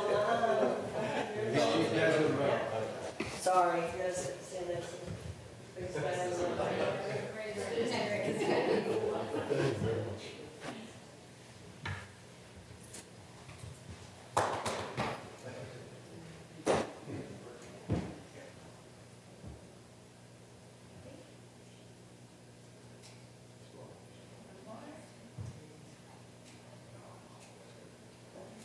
Congratulations, gentlemen. Thank you. I'm looking forward to a pink ceremony or something. Yeah. Thank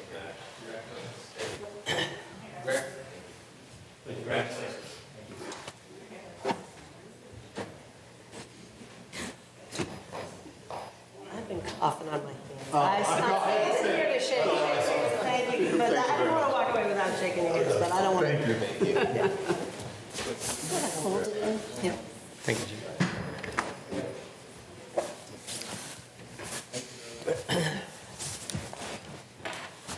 Okay. So the next order of business is to talk about the mid-year evaluations, and we're behind the schedule. But this is the, excuse me, this is the opportunity for the select board to interact with the three people that we do those for. Is the chief, you can see, is the chief, Mr. Kamalo, and the other chief.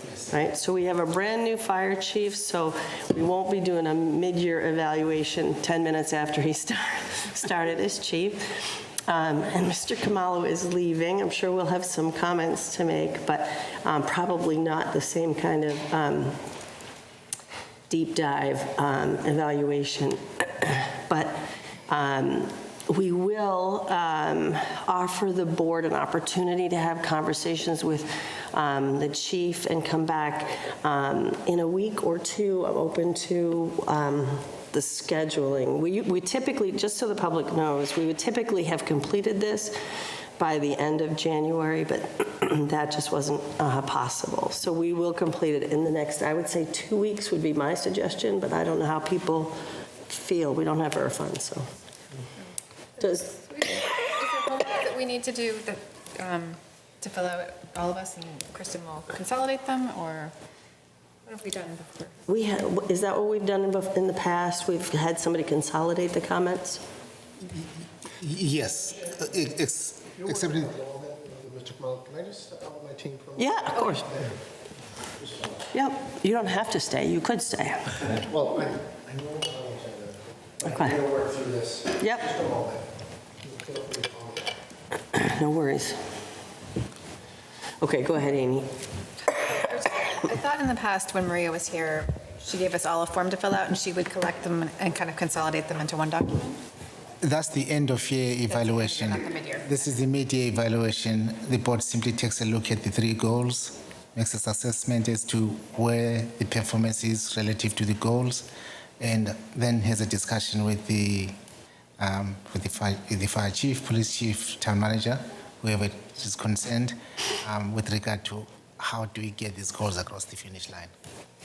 So we have goals for the police chief, correct, from last year?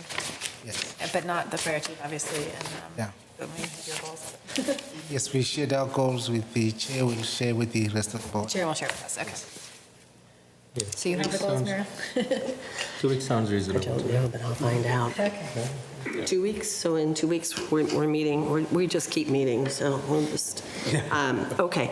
So we can communicate with the chief, we don't have to call him back, that we'll be taking that opportunity to review those in the next 2 weeks. And today is the 6th, so the 19th, we would be doing that.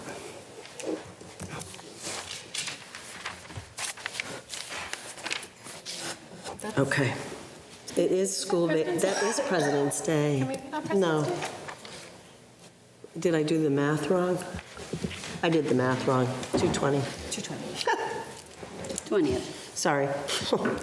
It is school vacation week. Does that matter to anybody? It's okay with me. Fine? That's fine with me.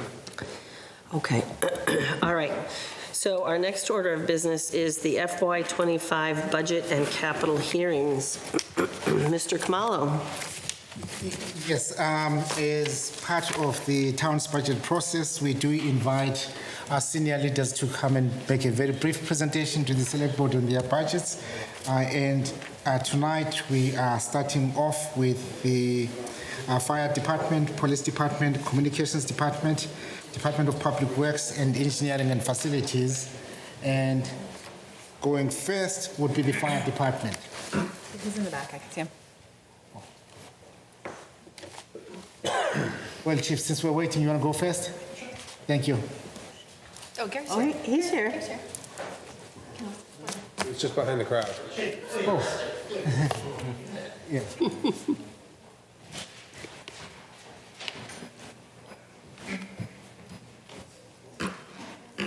Welcome.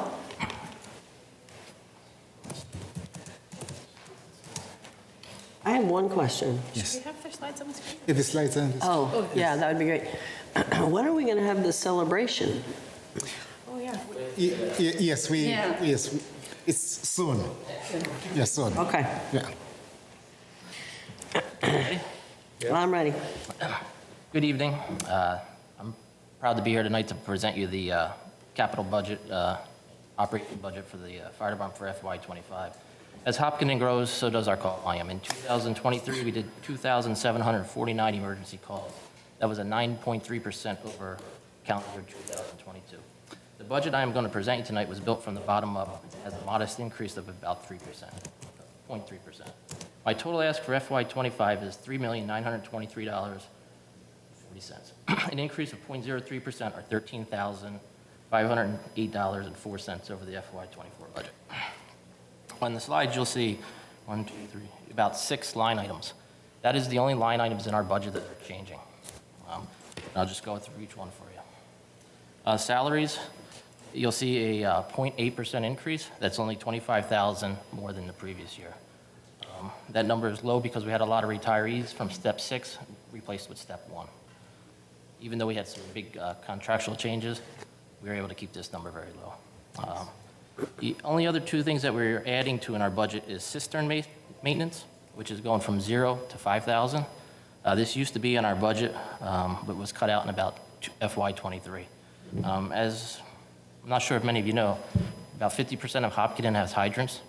The other 50% does not. So we actually have tanks of water buried throughout underground. And this $5,000 is going to help us maintain these underground storage tanks. And back in FY23, all these systems were working well, but over the past few years, we've noticed some problems with testing. So we'd like to add that money in there just for fire protection. The other one you'll see is just a $500 increase in a gas and diesel line item. I know a few years ago that they took the gas and diesel out and they put that into the DPWs, but over the past few years, we've all our trucks now take DEF fluid, which is an exhaust fluid for the environment. So this is going to cover that.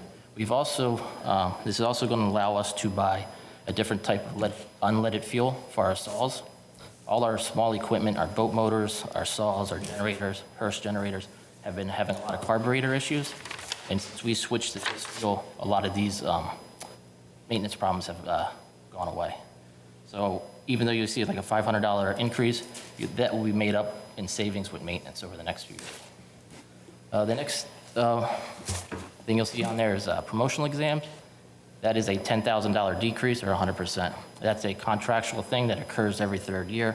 We're in the process of signing a contract this year for our lieutenant's exam, which is an exam and assessment center. So we won't need that in the next fiscal year.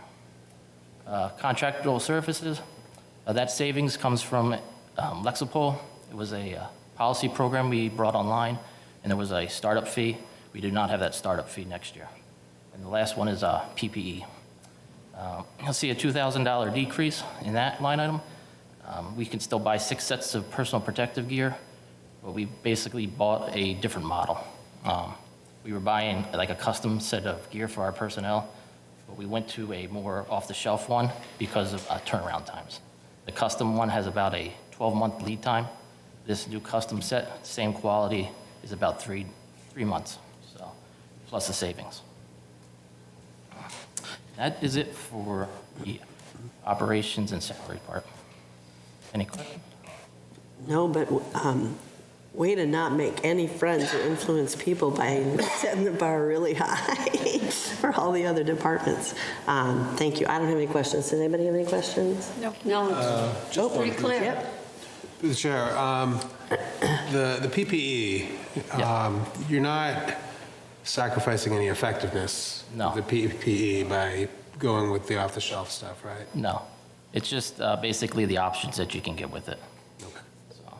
Thank you. Through the chair, can you explain the promotional exam again? I didn't fully understand it. Okay, We don't have any candidate, is that the? No, so contractually, we are required to have a promotional exam every 3 years.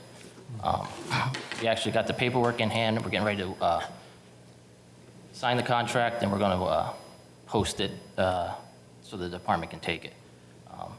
That'll be done in this fiscal year, so we will not need the promotional exam for the next fiscal year. Oh. So we're in the process of doing it this year. So it's every other year or every 3 years? Year. Every third year? Yes. Thank you. Great. And then capital. I have 2 capital requests. Oh, here we go. So the first one is a new ambulance. This is actually to bring a 3rd ambulance into this fleet. The cost of this ambulance is $525,000. Will be paid from ambulance receipts reserve. From date of order, it's about a 2-year build time. So even if we order it this year, we won't see it until 2026. Wow, that's incredible, actually. So the reason we want to go to a 3rd ambulance is to increase capacity. Right now, if we have a football game, a road race, any type of town event, we do not have an ambulance to send there to stand by. We usually send a bunch of people in a gator, and we rely on the ambulance if it's not busy to respond up. We also want to make this a mechanical spare. So anytime an ambulance goes out of service for maintenance, we only have 1 ambulance for the town, and we have to rely on mutual aid. So my goal is to get a 3rd ambulance, and it'll be 6 years frontline, and then 3 years as a spare. Like I said, if we purchase this ambulance now, it will be delivered in about approximately 2026. Right now, our oldest ambulance is 4 years old. It has 81,000 miles on it, and we're projecting when this ambulance comes in, it'll have over 120,000.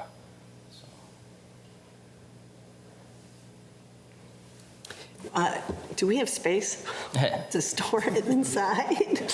We'll make space. Sorry to ask a practical question, but whose garage are we tucking it into? Okay, awesome. And do you have and do we know how we're paying for it yet? Yes, correct. Say it again. Ambulance receipts reserved? Okay, great. Through the chair, just wondering, the 2-year timeline, is that for a particular manufacturer, or does the kind of industry? It's kind of the industry standard right now. Industry standard with anyone? Wow. They're hoping that supply chains decrease and we can actually get it sooner. But right now, it's 2 years out. And a follow-up is, you mentioned that right now you don't have any for the games. Right. But in 2 years, when it arrives, would it be time to retire the other one and we'll be in the same situation? I'm hoping with a good preventative maintenance program that the ambulance will be able to become our mechanical spare, and it'll get used a lot less, and then we'll have it for that type of situations. So our goal was actually to do this with a previous ambulance we just purchased, but it was just had so much mechanical problems it wasn't worth keeping. So fingers crossed that this one holds up to help us out. Thank you. Great. Anybody else? And what's the Lucas 3? The last one is a Lucas CPR machine. Currently, we have 2 Lucas CPR machines. They're both about 10 years old. Earlier this year, one of the CPR machines had mechanical problems, which needed to be replaced. This one is starting to have the same mechanical problems as the previous machine. and it's basically a computer chip issue. So we would just like to replace this before it's too late. Basically, this is a CPR machine we use at anytime we have a cardiac arrest. It frees up a person to do other advanced skills, and it actually does this same compression at the same rate at the same depth the whole time. And it comes in very handy in some of the apartment buildings we have that do not have elevators. So if we're doing manual CPR, we actually have to stop like at every flight of stairs, where this machine is, once we put it on, it doesn't stop until we get to the hospital. Wow, I didn't even know these existed. Like the other, it adds a lot of safety for the firefighters too in the back of the ambulance. Yeah. They're not standing up, they're not doing like one-hand CPR. Just overall, it's better for the patient and the members. Okay, and then we're paying for that, how? Is that pay as you go? Yes, I think it's in the free cash list, pay as you go. I figured it was. Yeah. Okay, great. Anybody have any questions? Just in general, so this is the first one we're buying, and this is the only one? We have two right now. We've replaced one earlier, and this will be to replace the other one.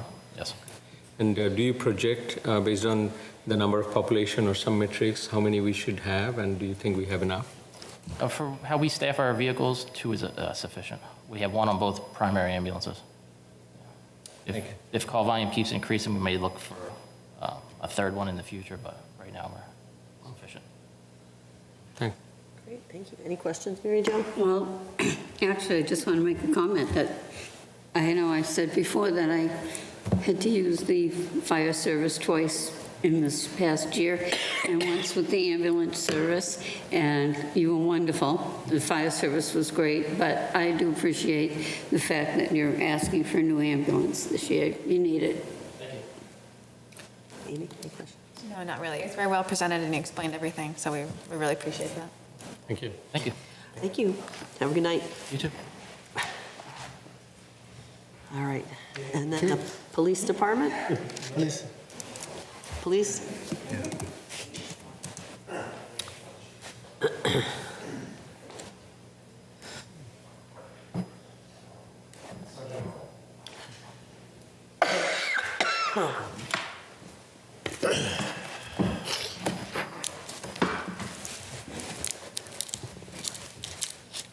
Through the chair, thank you for the opportunity to discuss a request for both operational and for capital. Detective Sergeant Van Ralton joins me, as is customary in the department. Someone else builds the capital portion of the budget and presents to throughout the various stages. I did forward a slide, I think, It's up there. It already doesn't have a picture, which fire chief has already outdone me. No, I almost, no pun intended, he's smoking everybody. That's okay. Yeah.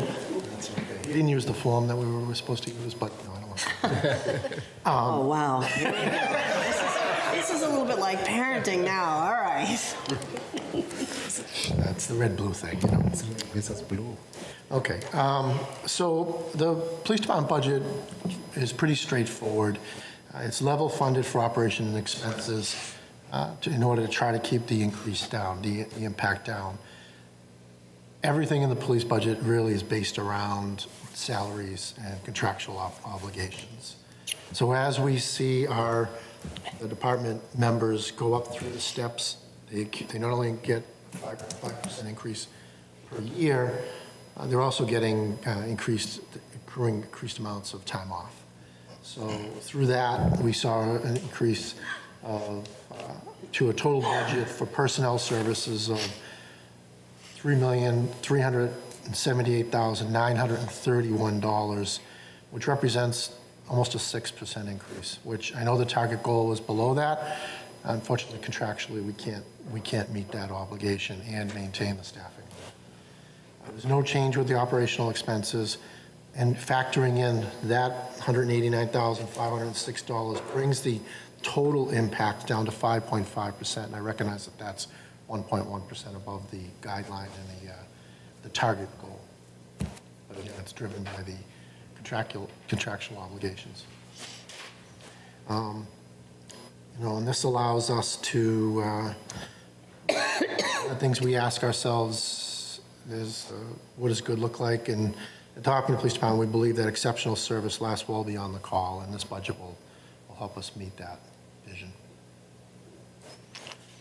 Pretty straightforward.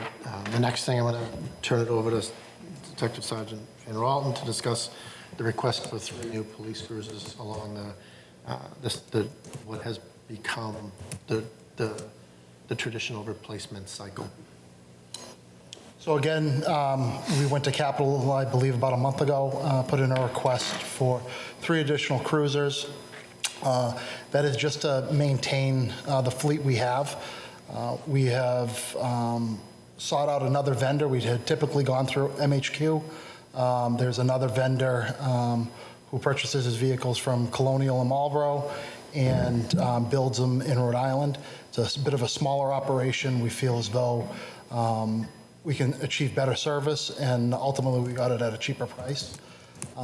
The state bid for cruisers is the same, but when we're talking equipment and installation of equipment, that's why we sought out a newer vendor. The cruisers that we're looking to get would be to replace 2 of the marked cruisers. Sorry, this year is 2 marked cruisers and an admin car. So for this budget for 25, it would be 3 line cars. And those vehicles are on their typical cycle. We get in the area of 2.5 to 3 years per line car, and we rotate them out right around the 100,000 mile mark. That allows us to reduce maintenance fees because they are still under warranty, and we can still get a decent number on trade-in. Sorry, is that the numbers are here, or? I don't see the numbers. What is the total that's going to be? The total is 217,300. Okay, is that 3 cruisers? That's 3. Okay. It is in Norman's separate document if you want to have them both open at once. Okay. Okay, any questions about, let me ask mine. How are we paying for the cruisers? We have included the 3 cruisers under pay-as-you-go, intended to be paid for out of free cash. Any questions, Mary Jo? No. I don't have any. Amy? I think I know the answer, but we are using now hybrid cruisers, is that right? To save. Sorry, what was the We're question? using hybrid, like energy efficient cruisers now? I am in the process of fighting right now to do that. The problem that we encountered last week was with Ford Motor Company. They originally said that they were only going to produce hybrid Explorers, police model Explorers, and last week they came out and said that they would not be doing that.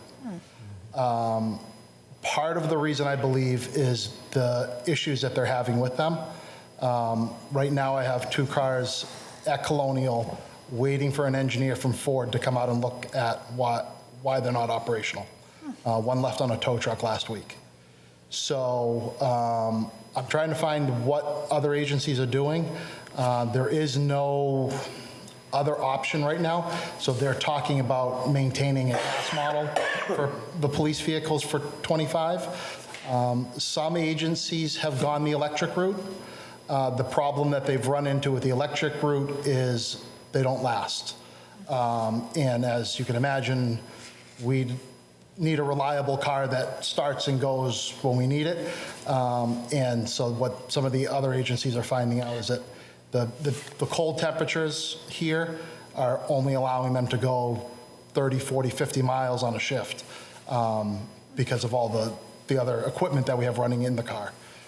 So we're looking at alternatives if Ford's not going to do it, but we may be stuck in a bind until they come up with a resolution. Because we have these really aggressive climate goals too, so it's disappointed to hear that the last ones you bought. So we currently, our frontline cars are all hybrid. Yeah, that's what I thought. And I have 2 that are coming in the next 2 months, but they're 24 models. When I spoke to them and said, I'm looking to go 3 for starting in July, and we want to get the build going on them, that's when I received the phone call last week that from Ford, they're not making 25 models that are hybrid. I appreciate you looking into it. Thank you. And if I could add, may I add to that?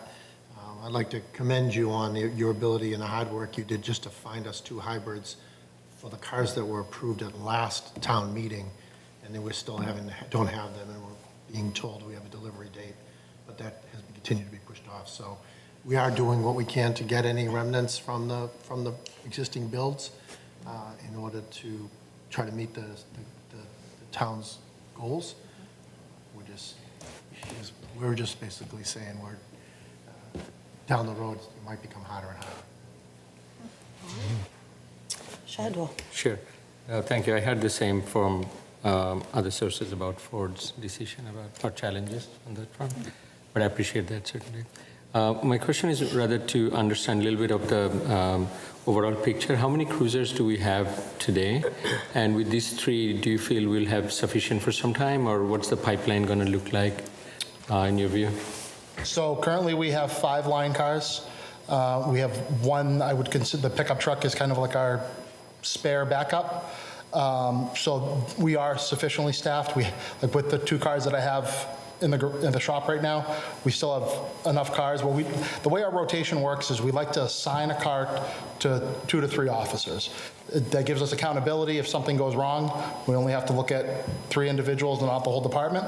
But it also puts that car on days off. So when the officer goes on days off, that car gets laid up and is on days off also. So when it's not constantly on the road. With these 2 cars in the garage, now I have 3 cars that are constantly on the road. They don't get days off. So it increases the wear and tear. So that's why 3 is sufficient for us if they're all running. Thank you. Yep.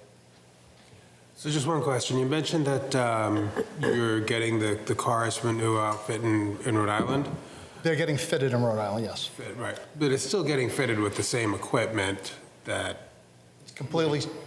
I had the salesman come to us.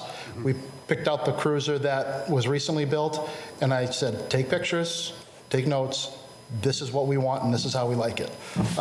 And I had the spec sheet from our prior build, and we worked through that spec sheet. So the officer won't know the difference, other than it'll smell new for a week. Okay. 10 minutes.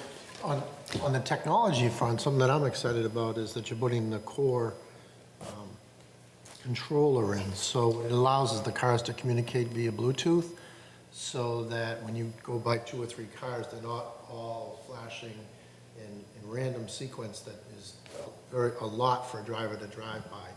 They will, as these core units come online, communicate with each other, and then they'll mirror each other. So the first officer on scene will set the tone for the stop, and then, for instance, when they open the door, they'll dim, and then as the subsequent officers pull up, it'll mirror it. So if you've driven by 3 that look identical, that's the core system, and thank you for upgrading that. That's awesome. I think it's a big advantage for motors, just trying to safely get by and keep us safe while we're boots on the ground. So it's a nice enhancement. That's great, yeah. All right. Well, thank you very much. Thank you. Chair, thank you. On to communications.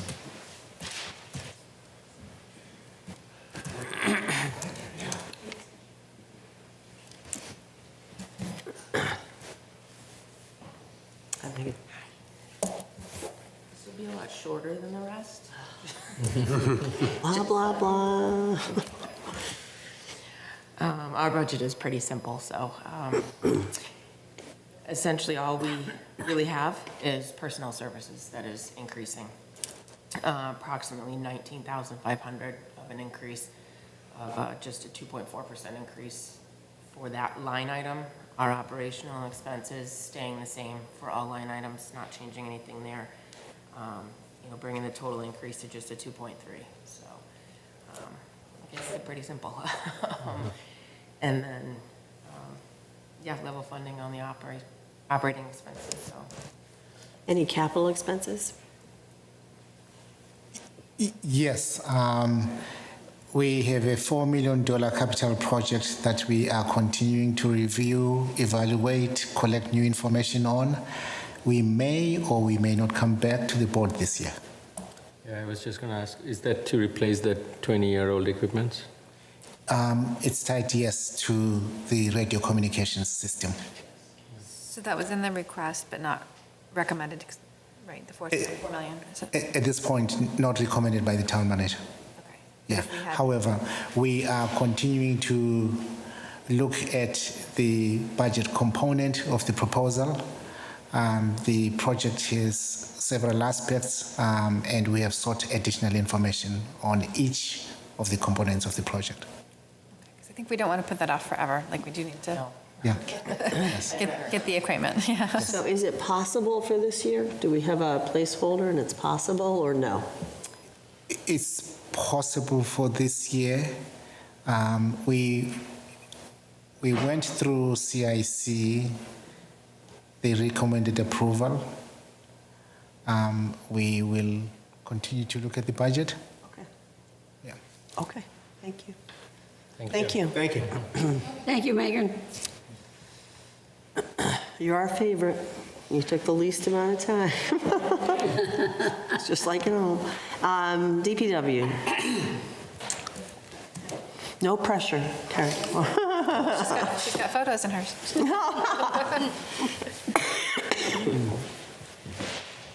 Take all the time you need, this is boring. I was told to keep it to 3 minutes. So we'll see. No, you're fine. No, the lights coming? Yep. They're up there. I can't see. All right, so operational-wise, Public Works, we're just looking to maintain and continue a high level of service that we do. It's really about our team. We have a great team, and the effectiveness of our department is really relying on that. So the operational budget supports that. As you will notice, we separated out trash and recycling. That's the biggest impact to our budget, the overall Public Works budget, and the one that we have the least amount of ability to make any kind of adjustment to, because that's based on a new contract that went into effect for 5 years. So we adjusted otherwise to try to maintain the guidance that came out. But that was it. So this budget, the operational budget, recognizes, the efficiencies and the really great team that we have there, and the work they're able to do, but also to meet the overall goals of the Public Works and, set out by the Select Board, like safe reliable drinking water, and improvements to the town. We're going to have to make capital improvements. About the 5-year contract for trash and recycling, is that the big increase in the first year and it will level out, so in the out years it won't increase as much, or what does it look like? Correct, it won't look as much. I can't remember, I don't have the contract in front of me, but we're seeing a big jump this year, and it shouldn't be as big in the next couple of years, so year to year. And the other question I want to ask about the trash and recycling is the potential for the benefit of curbside composting, because it reduces the weight a lot. I wonder if there's some sort of balance, cost-benefit ratio thing going on. I don't know if it will make enough of a benefit, but the Green Sustainable Committee has been looking into initiatives, and we're looking at ways we can support that. Some of the challenges are in the municipal procurement process. Okay, all right. Let me just share. The Kramers at 39 North Street can go 2 or 3 weeks before putting out the trash barrel, now that we compost, and the weight is incredibly different. So that's not a definitive analysis of the cost-benefit potential, but we have really noticed a huge difference and appreciate the difference, and appreciate that you can compost everything when it's curbside too. Like, you can't necessarily compost everything in your backyard, or maybe you can, but you invite creatures, and it feels good to know that it's going back and not sitting in a landfill, and it's building earth. So anyway, I throw it out there because it would be great if we could do it. And I understand if the town can't, but I wonder if it does help. So I had some, Go ahead, Amy. I guess, a related question about trash and recycling. I think, and you can correct me if I'm wrong, that it just went up because it's hard to get other countries to recycle our plastics and other things anymore. So we're not really getting any additional service. It's gone up 11%, right? Correct, yes, no additional service.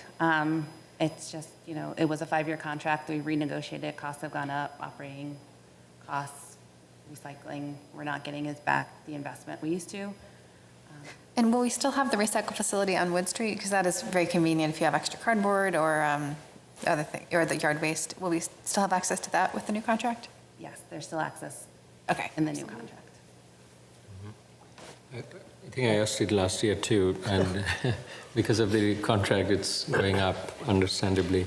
How long is our new contract? 5 years? 5 years. 5 years. So I asked and was wondering, did you get a chance, or are you considering also looking at some of the competitors for better pricing and better negotiation? Even though 5 years, we have 4 years left, but might be a good idea to start looking, if nothing else, for some negotiation power. I can answer that. I appreciate that. Go ahead. Yes. Very good question. The town's approach should be to identify the significant components of the contract. What we have heard so far from the community is, number one, the community prefers that we continue to contract on behalf of the residents instead of the residents finding contractors privately.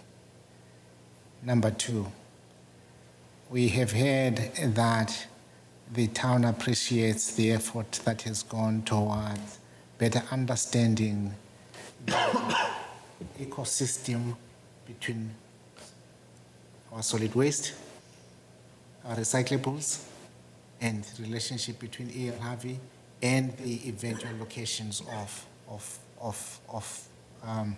both the recyclables as well as the solid waste.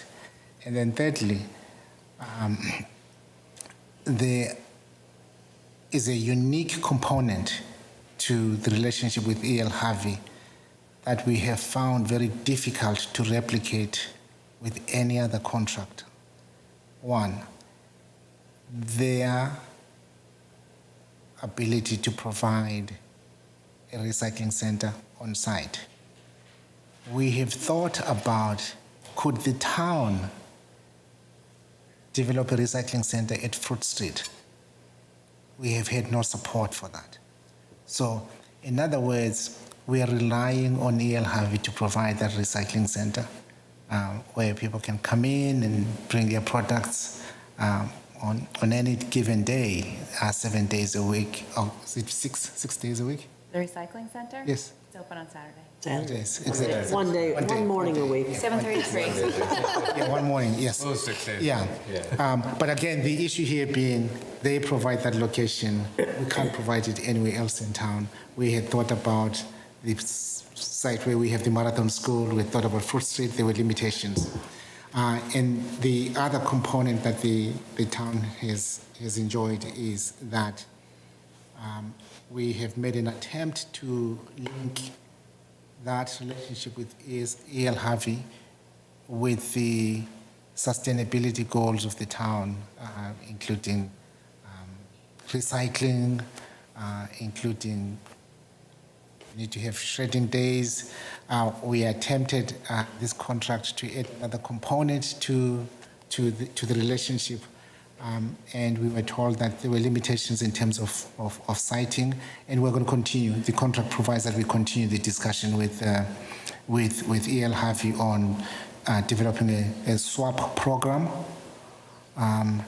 It's worked well in other communities, but we here in Westboro, it worked well for some time, but then got discontinued. So the town, in other words, the town has to have its own conversation regarding what I've identified as those key components, then translates to when we build up an RFP program, what are we going to include and what are we going to ask for, and what is the likelihood of anybody responding to that RFP. And then why I say that is the last point. We've reached out to other companies that do this work. And for some reason, there is camaraderie amongst those companies. There are very few instances where they are willing to outbid the other. I hope they're not listening. But I understand, thank you. We want to keep it on the radar. My worry is last time we got a pretty good hit, and in 4 years we may get another. Thank you. Irfan, any questions? Yeah, just the decrease in the water, with the PFAS and everything that we're doing, I'm shocked to see that there's a decrease in the water budget. The decrease that you're seeing in the water here is really an attribute to the staff that we have, but it was also, we made some assumptions about what we thought the operating costs were going to be for PFAS that we're seeing are a little bit reduced operating costs, not capital costs. Right. So this reflects that, but there's a recognition as we look long-term solutions that this change. This is this year as we're trying to figure out new solutions. Excellent. But that's expenses. So I just have one more question. Go ahead.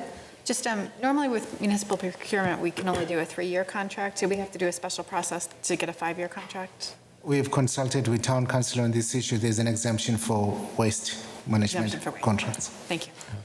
I have another quick one. I don't know if it's entirely DPW.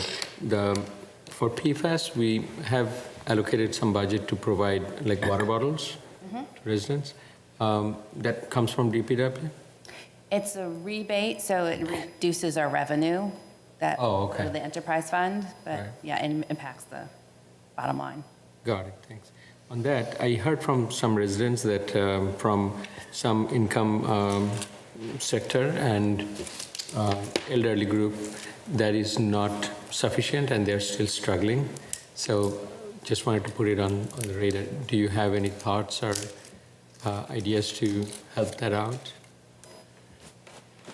I don't have any thoughts right away. We have several programs where we try to, the one thing about water usage is that folks have control over that, so they can reduce their usage to reduce their water bills by putting in water efficient systems. There are other things like, the treatment that we can't control.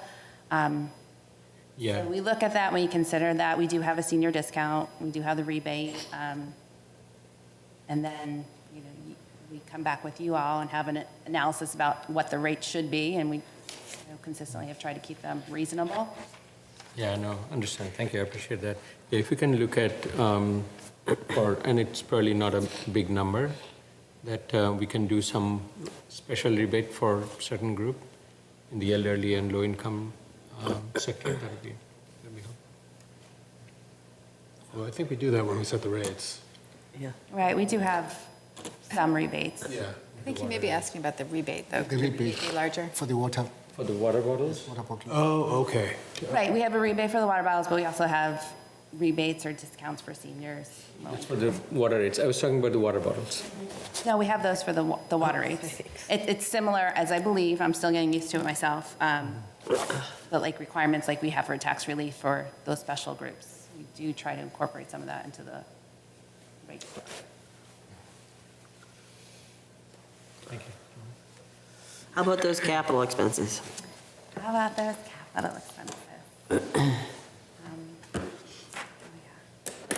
So I don't know how much detail everybody wanted to get into. Our capital requests across the general fund, water and sewer, have vehicles similar to what you heard from fire and police of, just replenishing our fleet for vehicles that are past their life cycle. So in this case, you'll see a street sweeper and the mechanic's vehicle.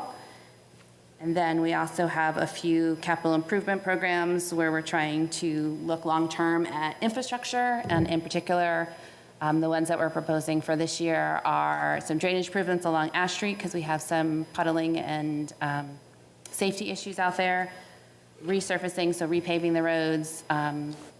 We're looking at a pavement management plan, so we are proposing a neighborhood that has been identified as one that needs work and can't be sustained by our operating pavement management plan, and a culvert replacement at Granite Street for an undersized culvert that has been identified as a high priority for the town that we've been able to receive some grant funding for, and we're hoping we're looking at other grant opportunities, but it's certainly one that needs to be replaced. Okay. And my favorite question is, how are we planning to pay for these capital requests? So the 2 vehicles are in the pay-as-you-go Yes, correct. proposed, and I'll let the town manager take the rest.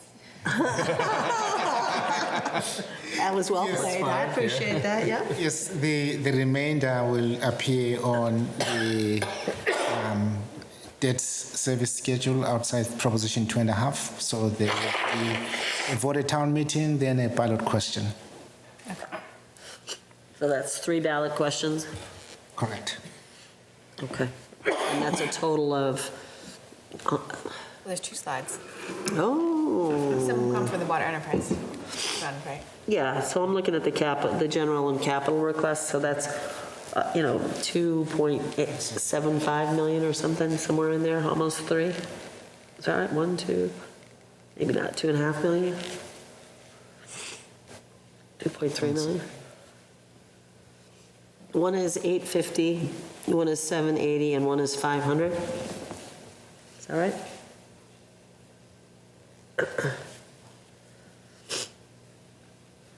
Give me 1 second.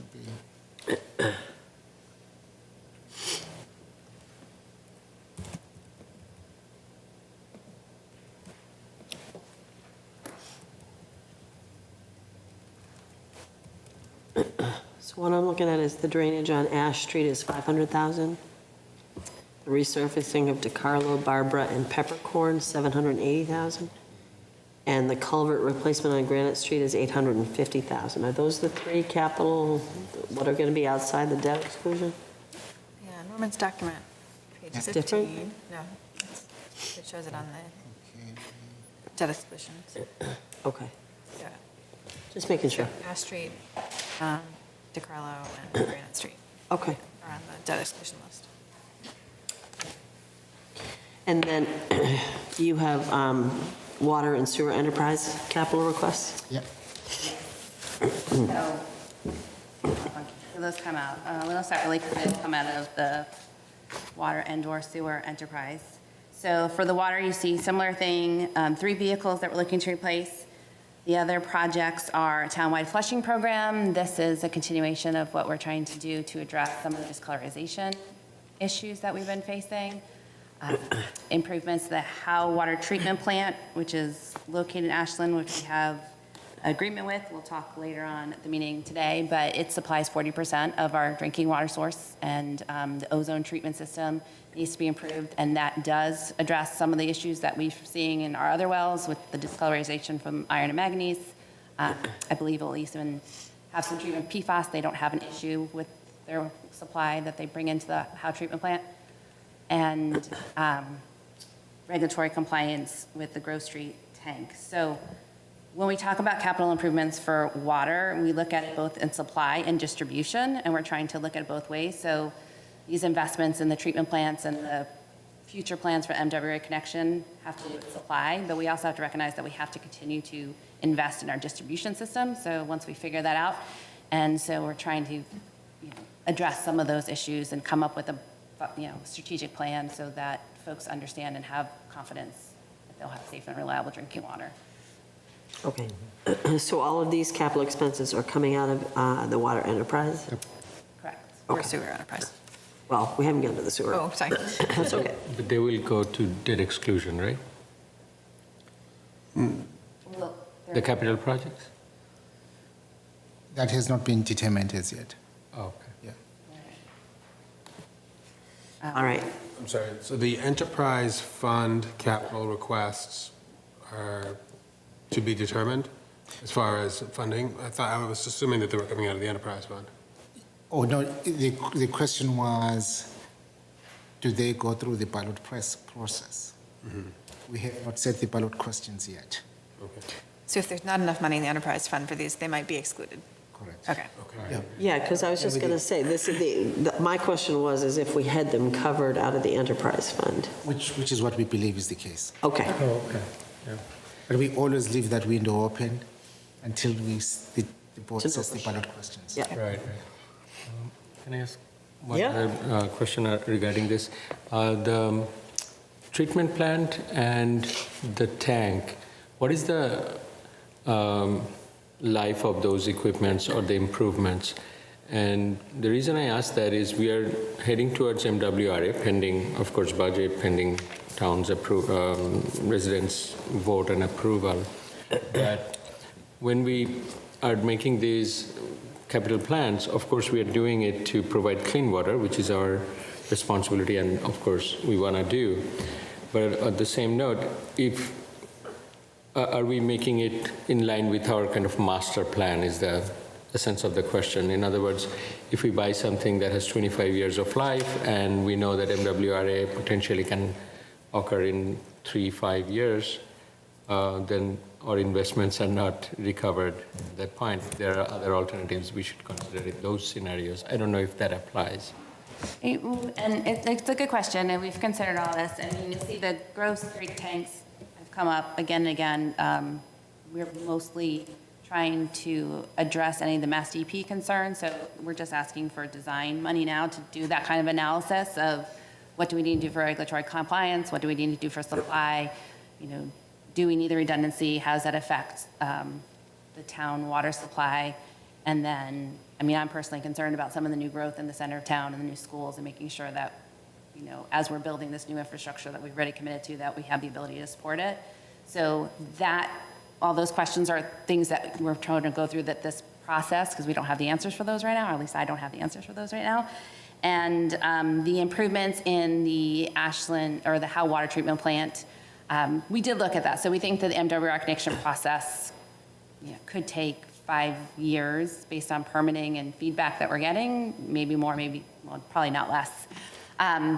So we do need a reliable, like I said, 40% of our water comes from here, so we need a reliable source. The ozone treatment system part of the plant, because that is such an area that just gets beat up pretty bad. Ozone is very, can't think of the word I'm looking for right now, but reactive. So that probably maybe 15, 20 years.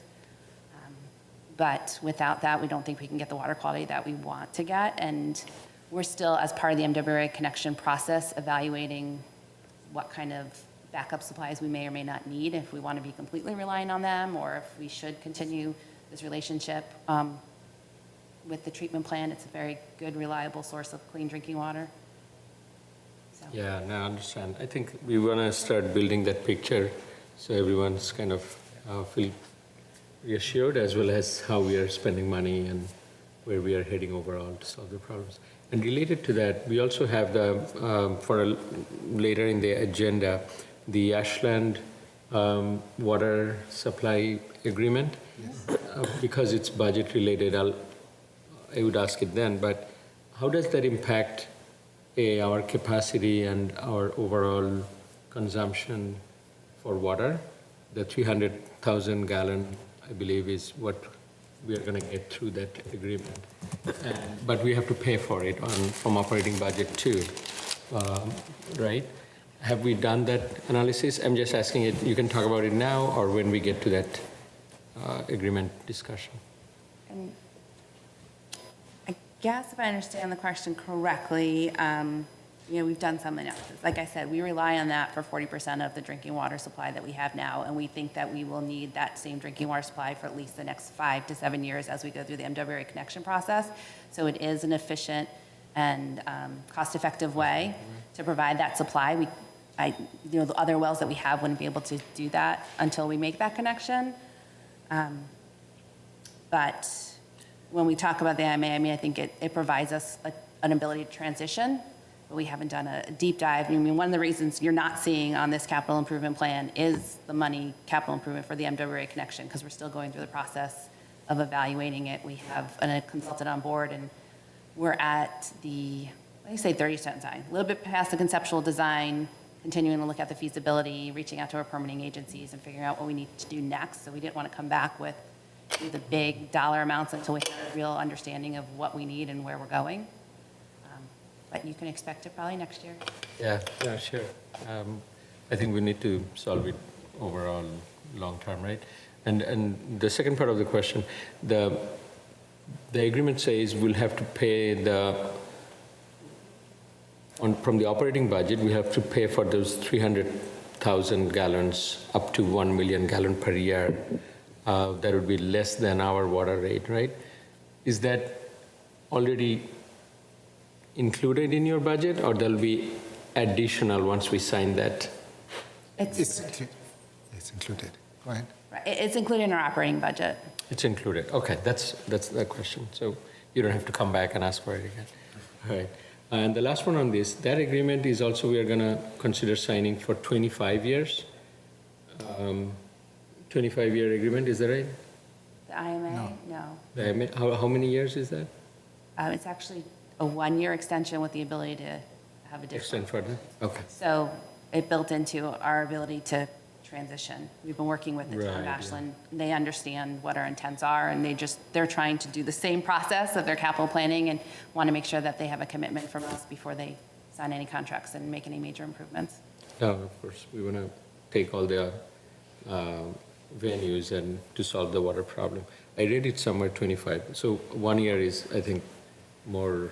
Yes, I think you're correct. The 25-year term is for the existing expiring contract. Oh, okay. Yes, yes, we included that in the packet. I see. Yeah. Yes. Oh, okay. I also, through the chair, would like to clarify or respond to the questions that were asked earlier in terms of the projects that will be funded through the tax levy outside Proposition 2.5. For public works, we have the drainage improvement on Arch Street, 500,000. The roadway sidewalks, DeCarlo, Barbara, and Peppercorn for 780,000. And Granite Street culvert replacement at 850,000. So those are the ones that definitely, per the budget plan submitted by the town manager, are proposed outside Prop 2.5. We'll go through town meeting and the ballot question.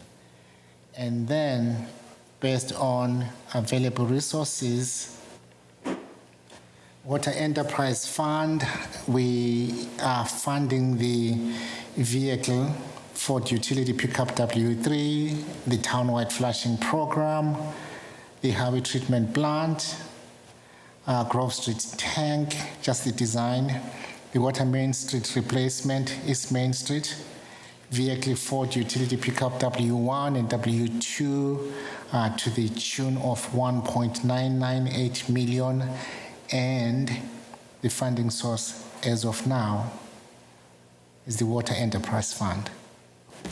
And then for sewer, we have 3 projects: the wastewater treatment facility membrane, the vehicle pickup truck replacement E2, and the sewer system evaluation survey head and row pump station.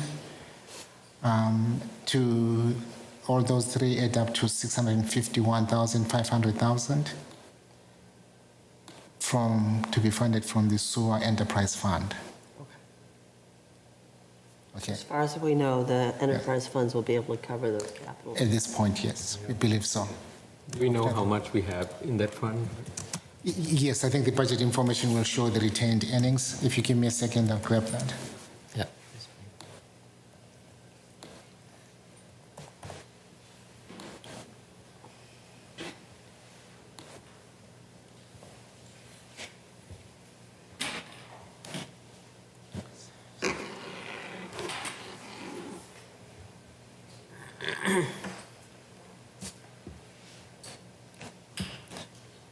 The board should feel How are free you to enjoying proceed your if there are no other questions. I'll give you the answers later.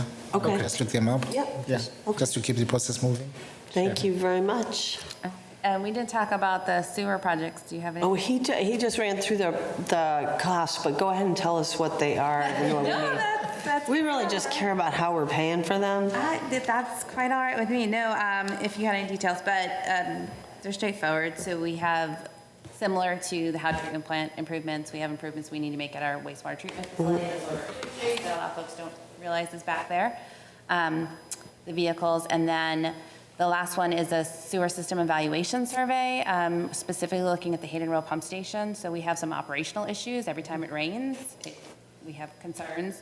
And we really want to do a full evaluation of the system and make any improvements we need for, we have a lot more infrastructure in a big old school that's also discharging to that pump station. So it's pretty critical to get that done now and determine what kind of improvements may come out of that. Makes good sense. Thank you. Great. And one follow-up on, I don't know if it's not sewer related directly probably, but the water discoloring that we have experienced time to time, is that now all done, you think, or there are more coming potentially? It all depends. So the flushing program that we proposed is designed to help us address most of those issues. The discoloration is coming from sediments that are in the pipes now, so until we flush them out, they're still there. They only get rustled up and create that brown water when we have significant changes to the system, so power outages, water main breaks, things like that. So hopefully if we didn't have any of those, we wouldn't, but we've been having more because our system is older and is used a lot more than it had been in the past. So I wouldn't be quite surprised if we have an issue. Hopefully what we're trying right now is to make sure they're isolated. And again, our staff works really great at knowing the system, working with the system to try to keep it isolated when we do find these issues, as opposed to going townwide. But until we can implement that program, there's possibility there, the higher percentage.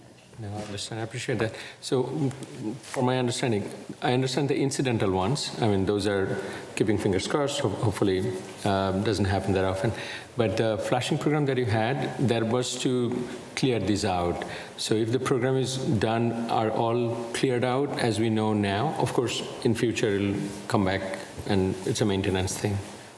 It's a little bit of both. So yes, hopefully when we flush it out, it will flush out what's in the existing pipes, which is causing majority of the problem. But until we have a more, or a water supply that has less iron and manganese in it, then we're going to continue adding that into the system. Building the sediment in there. Right. But that. So right now it's because of what's in our distribution system mostly, but we do have like Upper Well has a higher than normal iron and manganese. It's very disorienting to see that discolorization, but it's not actually a safety issue. It's a water quality issue, but it's not a safety issue like other pollutants of concern.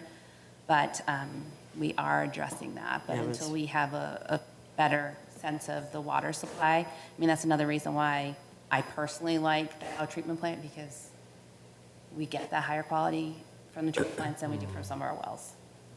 So do you think we'll need to flush every year, or there's a kind of, based on your industry experience, how often we have to do the flush I program? think we would like to create a systematic flushing program, so not whole town all the time, and we're working with a consultant to kind of figure that out.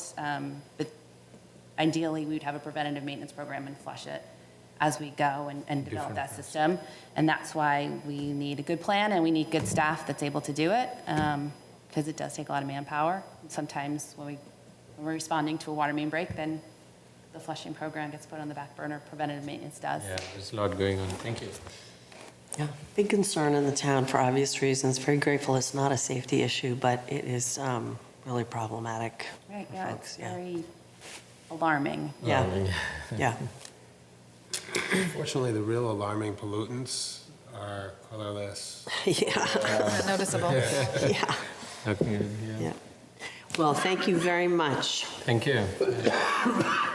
All right, Dave, thanks for being so patient. You're up.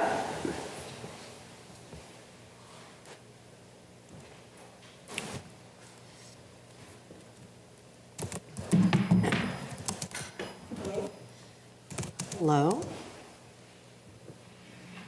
Thank you for having me here. We can see your budget up on the screen. I don't know. Yeah, oh, you have it too. Okay. What page is that? I am just opening the small folder that was in the link in the packet. The link on the packet is on page 44, and there's 2 links. Oh, thank you. Yeah. Go ahead. Everybody Yeah, we're there. Here we go. My request this year is, overall broken up by personnel. operating capital. First graph for personnel. Did some different things this year. We moved some existing salaries into facilities from other departments. So I tried to create the chart to kind of show the different impacts of the actual increase of existing staff from fiscal year '24 to '25 to what we're actually trying to do in fiscal year '25. There is an overall increase of 20%, 19.7% to the personnel. There's no real increase, there's no additional staff being added. Nobody got a 20% increase. Just where we have an existing position that was funded outside of facilities, but facilities and DPW supervise the same staff member. So we're trying to, as a second year of that new position, make it a little more cleaner financially. There's DPW and engineering supervise this one position, so we kind of split the salary of that into two different departments who actually do the supervision. So it's kind of clunky to try to explain, but it does have an impact on the personnel budget for facilities this year. Even without those changes, there was still almost a 10% increase. Part of that was filling up a facilities manager position. We're projecting, and I was being conservative on what that salary would be. When we were doing the budgets, we have the salary plan. We have a range for that position. I was just conservative and picked a number, what I thought would be conservative. So the actual fiscal year '25 salary impact probably be a little less than that 9.56. Okay, so I'm not sure I understand the 19.7% increase. That's because you share a position with DPW and it's getting added into? Correct. Yes, I can explain. There are actually two components to the addition to the facilities department, starting with the recycling attendant.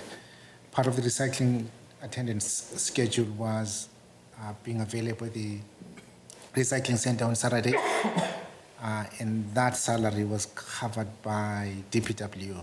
Okay. Which therefore meant that the position was only working less than 40 hours in facilities. In FY25, the entire 40 hours are now covered in facilities. That's one component. Okay. The second component is the inspector. When we brought in the inspector, the salary was budgeted in DPW. Now going forward, the position is shared 50-50, the salary is going to be shared 50-50. So again, two components to the in-migration. One is the recycling attendant, and the second one is the inspector. So it's a big increase now, but it won't be like this every year. It's just a shifting of positions. Okay, and we didn't necessarily see the same decrease in the DPW? We did in some ways. They're components. We do on a one-to-one, a dollar-to-dollar basis, but DPW's personnel budget's $4 million, and I think mine's All right, so 400. really this was shifting positions that already exist from one budget to another, so they bump your budget this year? Correct. Okay. Yeah. All right. Shadu, do you have any questions? No, just I think we covered that. So the net budget impact is 0, correct? Between these. Oh, that would be magical thinking. I think. Exactly. Because remember, we're also accounting for the salary increases year to year. Right. So no, that delta is But there was some benefit in the DPW budget, but not necessarily entirely. Yeah. That benefit was cancelled by the waste management contract. Yeah, sucked right up by that waste management contract. Irfan, do you have any questions? No, sir. I have one. Oh, sorry. I'm sorry. Go ahead. And I think you heard it before, and you will hear it until it's resolved. How much are we spending on central school maintenance?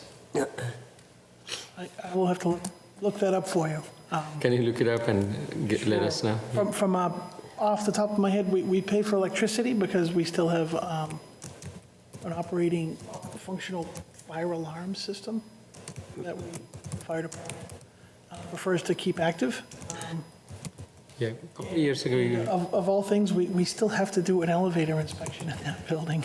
Of course, I mean, you have to do... Elevator inspection in that building for that little thing that isn't an elevator. It doesn't work. There's quite the process to go through the state elevator agency to decommission the elevator, which I am looking into and have been, but it was a considerable cost. Yeah, you have to do what you have to do, but we need to solve that quickly. I agree. Maybe not something they can solve. We have to solve. We meaning we, yeah. Yeah, okay. How about your capital article?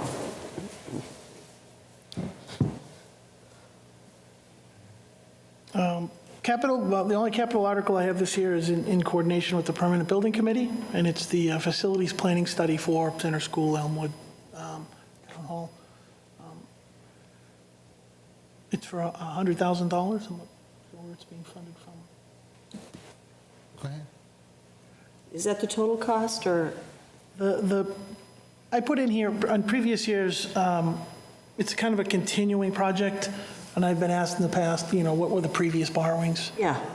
So previous to this request, which is 100, there's been two prior requests, one for 100 and one for 60, and that's kind of gotten us to the point, that's got us to the point where we are now, and the Permanent Building Committee is working with the Abacus, the architectural group, to do the feasibility study and some of the planning studies that they've done a presentation, I believe it was in November last year. This additional funds will be for doing a feasibility and hopefully some schematic designs for either a new municipal facility somewhere, either Elmwood site, Town Hall site, Center School site, or a combination thereof. Okay. And that's being paid for pay-as-you-go? Mr. Kamal? The $100,000? Yes, it's on a pay-as-you-go. Again, the update here is that the Permanent Building Committee is poised to, or has issued the RFP. There was a site visit with likely respondents last week. We are making additional, I think they've requested additional site visits scheduled for next week to walk through the building, or this week to walk. Multiple site visits, or is it just one? It started off outside the buildings. This second one is now going to be inside the building. Yes. And that includes Center, Town Hall, Elmwood, and Fruit Street? I think the site walk for this week is just to be inside Center School. Okay. Okay. Sorry, I jumped in late. Is that something we can attend, or it's just the professionals? I don't know. Much as you want to walk through that. It's anybody goes in is going to be signing a waiver. It's fine, I was just curious, if people are curious. PPE will be required. Okay. But you'll give us the full scoop after. Great. It'd be nice to see some progress there. That'd be awesome. Okay. So we have spent 160, and we're asking to spend another 100, or we are gathering funds to be able to spend 260. 160 is previously borrowed and spent. Previously borrowed and spent. Okay. Thank you. All right. That's all. Anybody else have any questions? No, I'll just follow up on the center school with you afterwards. The center school cost. Great. I think that's a good data for everyone to know how much we're spending for almost a decade. Right? Okay. Thank you very much. Thank you. All right. Are we done with budget hearings for tonight? For tonight, did we have anything more you wanted to go through on the budget, Mr. Kamalo? Yeah, there was a question earlier on the fund balances for the water and sewer enterprises. Yeah. The data that I have in front of me is still from 2023. I'll have to update that and send a number to the board.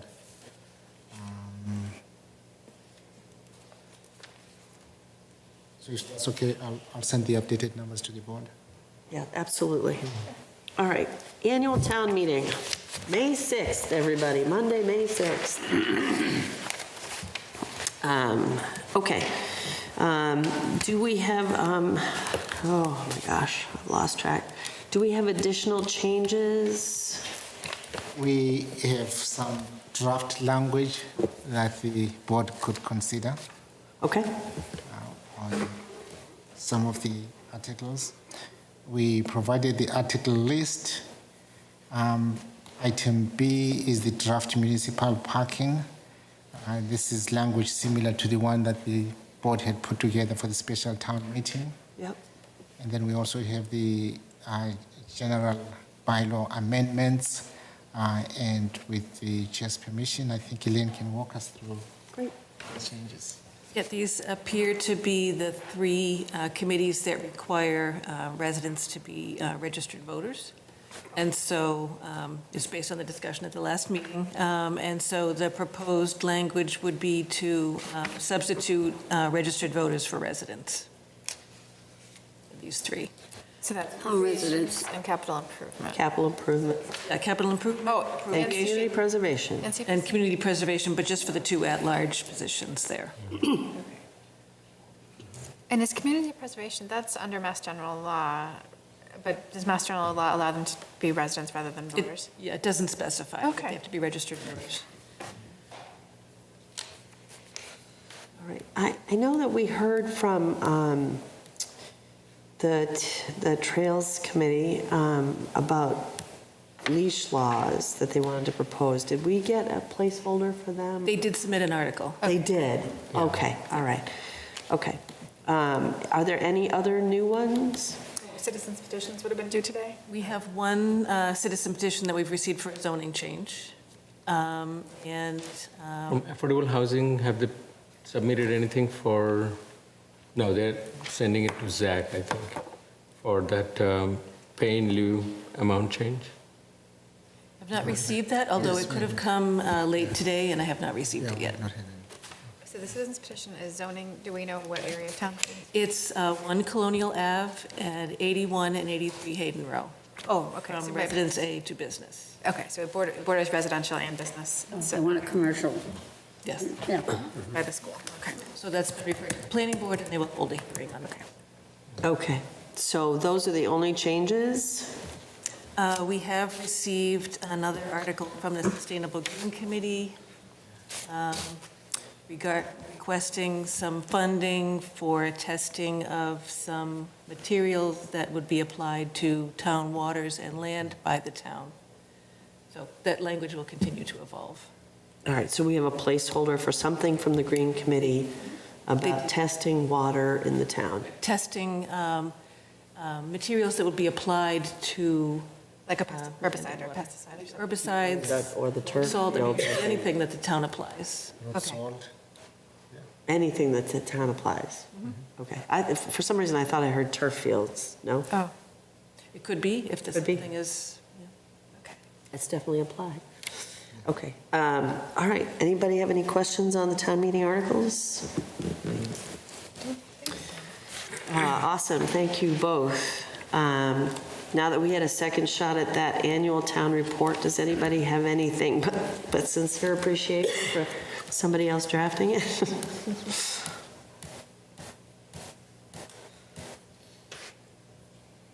Any comments on the town report?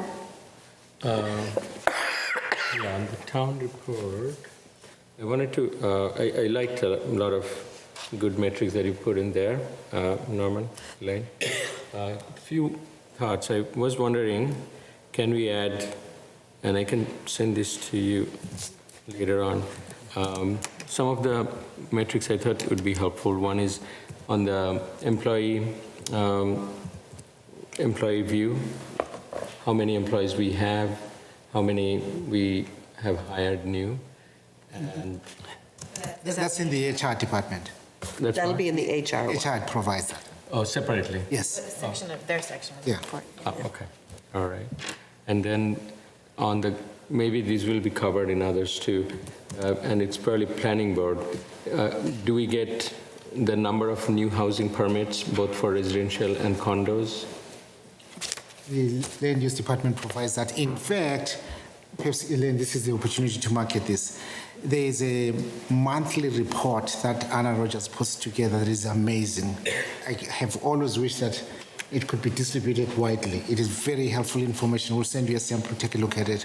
Nice. Do you send them? Yeah. I would, so the monthly report of the new occupancy permits and things? So there is a monthly report, actually, they're posted on the website. Oh. But I recently did a year-end tally, as you will, of all Right, the yeah. permits, and there's a graphic that shows the changes since 1989, if anyone's interested in that. I think that'd be very interesting. Yeah, that would be interesting. Maybe we can summarize it from communication perspective, summarize it and put it on somewhere like, I thought this could be a place, but if there are other places you can think of, so the residents, or we can refer to that. And I have a few more along those lines. Number of parking in downtown and new parking added or new parking created. And similarly, any data we have on the sidewalks, current mileage and new. I think I saw it when I was in planning board. I bet you did. Yeah, so some of those data I think are very relevant. Mileage of the sidewalks. I like it. The road mileage, I've seen that before. And towns' current inventory or total of conservation land and how many new ones we acquired last year. Every year we are getting good assets built out from that, so that'll be a good metric. I think those are the key, oh, and then the DPW related, any data that we have on water and others. Yeah. Nice. I like it. Okay. Thanks. Anybody else? Well said. I want to know how to find that on the website. Amy cannot believe that there is a piece of information on their website. See, that's where we... Inspectional services, I would not have looked there. Okay. I will bookmark it. Yeah, that'll Oh, be there a it is. good Okay. understanding of our growth rate on a Yeah. yearly basis. Yeah. Yeah, and if people ask me, then I can point them to it. Right, yeah. Great. And we can summarize it in a place like this. Yeah, once a year, They yeah. can easily access it. All right. Next up, the town managers. Do we have to vote? What? Do we have to vote for the? Annual No. report? Just- Do we have to vote? Yeah, it says I move to appoint the select board annual report. As revised. All right. Let's have a motion. Right, I move the motion. We have to vote the report. I only see, Right here. I move to approve the 2023 Town Manager's Office Select Board Annual Report as revised. All those in favor? Aye. Any opposed? Any abstentions? Awesome. Okay, so now we have a brief discussion on the transition planning. I just wrote up a little summary of what's been happening. Mr. Kamalo and Ms. Lazarus and I have been meeting and talking about the transition. We know that Mr. Kamalo is leaving us, and we're slowly coming to terms with that. And we know that by his contract, we could enforce that he stays through till June, but we are currently trying to work towards a way that we affect the transition that is mutually agreeable for the town. The priority is to make sure that the town is situated, but we certainly want to send Mr. Kamalo on his way as efficiently and effectively as we can. So the charter does say When we have a permanent vacancy, we'll fill the permanent vacancy in the office of the town manager as soon as possible in accordance with Section 3-2A1 of the charter. Pending the appointment of a town manager, the select board shall, within 14 days of its receipt of notice of the vacancy, appoint some other capable person to perform the duties of the town manager until a new town manager is appointed and assumes office. So we do have until June to work with Mr. Kamala, but we are hoping to be able to accommodate his desires to leave earlier if that is possible. That said, again, our first priority is to support the transition in a way that best serves the town. We are uniquely positioned because we have an outgoing town manager that has prepared for succession, and a current assistant town manager with deep experience in Hopkinton and the facility with varied roles of the town manager's position and tremendous proven capabilities and professional competencies. So we're very well positioned for that transitionary period, and we're really lucky to be well positioned. So I think that we should probably have, I have a detailed list of the things that we've talked about to tick and tie as part of that. But the one thing I wanted to make sure we talked about was sort of process around, first of all, if we have Ms. Lazarus take over in the interim, that would require a contract negotiation, which is fine. That would be the case for anybody.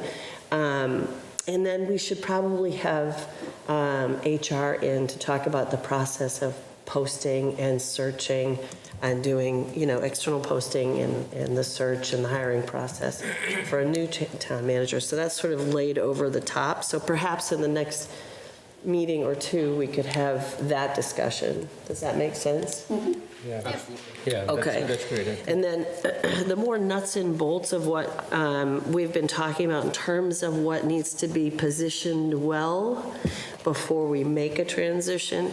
A balanced budget to prepare for annual town meeting May 6th. I'm going to say annual town meeting May 6th so many times between now and May 6th.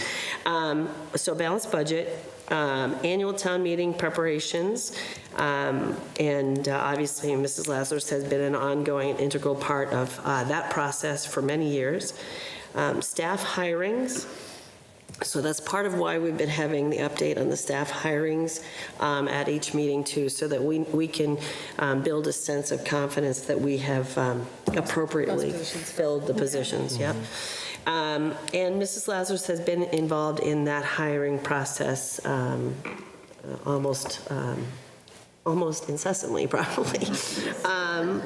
And she has been an integral part of the supervision of departments and conducting and managing interim and annual evaluations going on. So I include that just so us, but the public knows that none of this is brand new.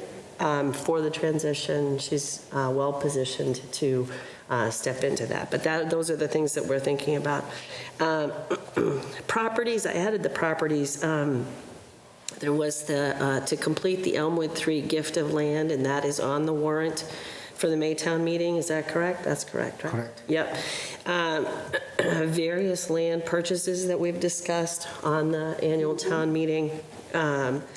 There is an outstanding issue with one developer completing some obligation of clearing their property as directed in their planning board permit off Hayden Road near the Milford line. So I think that is still a little bit open, but that's something we have to resolve. We talked about the strategic plan, which, as we know, we haven't started, and Mrs. Lazarus will be taking on that process and initiating it with us in this quarter, maybe just into next quarter, to start talking about at least process and schedule and timeline. The MWRA connection and work through Southborough with the IMA. Negotiated, hopefully finalized, but in good shape. And then it's It's like they do nothing here. There's just so little. That's right, only 2 pages. Yeah. The Ashland and Westboro IMA updates were on our list, but that's in front of us tonight. And then the police department public hearing and the ongoing resolution of that. So that is what we have put on the list. I guess I would invite everybody to think about if there are other things that should be on the list that we're making sure are nicely tied together. And then, so there's the transition, and then we need to overlay on that, obviously, a hiring process, an intentional hiring process for the town manager position. Thank you. I think that's a very good overview and coverage. Thanks for all the work and more to do, of course. A couple of things. I think it's implied and covered there. One was, I remember Ken Weismantel from CPC was interested to know what are the ongoing negotiations and legal discussions going on related to CPC's land-related projects. So that's something we want to make sure that, and I'm sure it's probably on that list, that's covered. And similarly, any other negotiation either with any of the employee unions that are still pending, those you want to cover? Yeah, good call. And then lastly for now, I think any legal matters in terms of, ongoing court cases or anything in the pipeline that may be confidentiality reason and others not everyone knows about for good reason. Those are making sure those are listed and covered. Thank you. The other addition, obviously, is the work that we're doing with our legislative team. For example, I heard today that our request for the eminent domain taking in Milford took a step back. It was referred back to the committee. So I've sent an email to Representative Arena De Rosa, stressing again why it's important that we act on that now so that the repairs can proceed, as well as emphasizing our availability to go up and explain why this is important to not just Hopkinton, but the surrounding communities as well. Yeah, all the downstream communities, frankly. Yeah. Okay, all right. And anything going on with Eversource tax related? So are these things that have to be finished before you can leave, or that just have to be These are things that transitioned? need to be transitioned securely. Okay, 'cause I was gonna say, transitioned that's securely. too much. Right, no, but this is ongoing work that's very important. These are all, a big list of priorities that needs to have that really hot handoff. We talk about, really direct handoff so that we don't lose any. Where do you live, Norman? So that we Where do you live? What town? In Knoxbridge. Not too far. Yeah. Elaine has all of my numbers. So do we, though. Exactly. Yeah. Okay. Mary Jo, any additions or? No, I was going to ask if they filed, but I don't know yet. I was at the assessors earlier tonight, and I see Peter's here. Did they file? Eversource?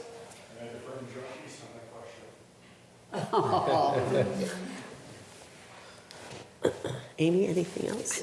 I don't want to add anything, that's a lot, but I did wonder then too, that if Elaine is filling in temporarily for the interim, do we need to hire someone to help or replace Elaine temporarily?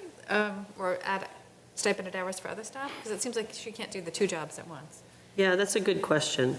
And I think that we should talk about that. Okay. Yeah, I think that's a good question. And these aren't like this is ongoing work. So it is a long list, but if there's another item that's a priority, I would encourage you to add, like we've brainstormed this particular list. Adding another item to it is not sort of piling on. That's actually contributing to making sure we the connectivity Yep. is done. So, I didn't think of anything that was obviously missing. Did you, this was not in the packet though? no, I put it together before I came. I will. Are you going to send that to us? Yeah, All yeah, right, I'll mull it absolutely. over. Yep, yes, yeah, right. Right, so I think just to sum it up, we will ask HR to come in and walk us through the process for the search. We will take steps to do what we need to do to establish the contract for the interim position. We will negotiate the expected exit date based on these pieces, and then we will continue to track these items which are in, I think are in very solid shape, but these are the priorities for us to make sure are handled. Yep. Makes sense. Okay. All right. Any further additions from both of you, or? Similarly, I think Elaine has done a good job in the land use department in preparing the department for this transition. And so there are some responsibilities that have already been shifted to other personnel in the department. Thank you. I just want to add that, we're blessed to have a great team here. And so, a lot of people, work with each other and support each other. And I think that'll work out well. Okay, so just to ask the clarifying question, you don't think that there's any gaps that we need to backfill for land use? Will be well-positioned? We'll have to look at that. We're in the process of hiring an assistant building inspector as well, and that's going to be very helpful. Okay, great. Okay, and we will obviously continue, this is an ongoing conversation as we move forward. Okay, terrific. All right, now I've lost my schedule. Oh, look at that, it's the strategic planning process. Elaine.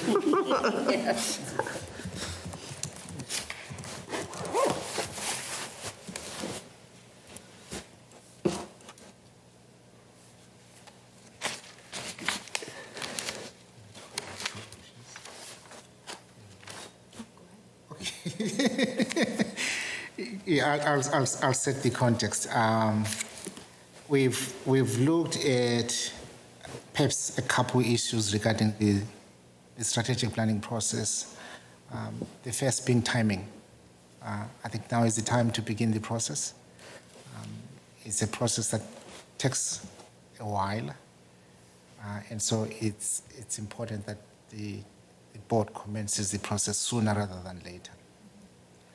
The second issue that we've looked at are the different approaches that the board could consider in moving this process forward. They fall, I think, into two broad buckets. The first approach is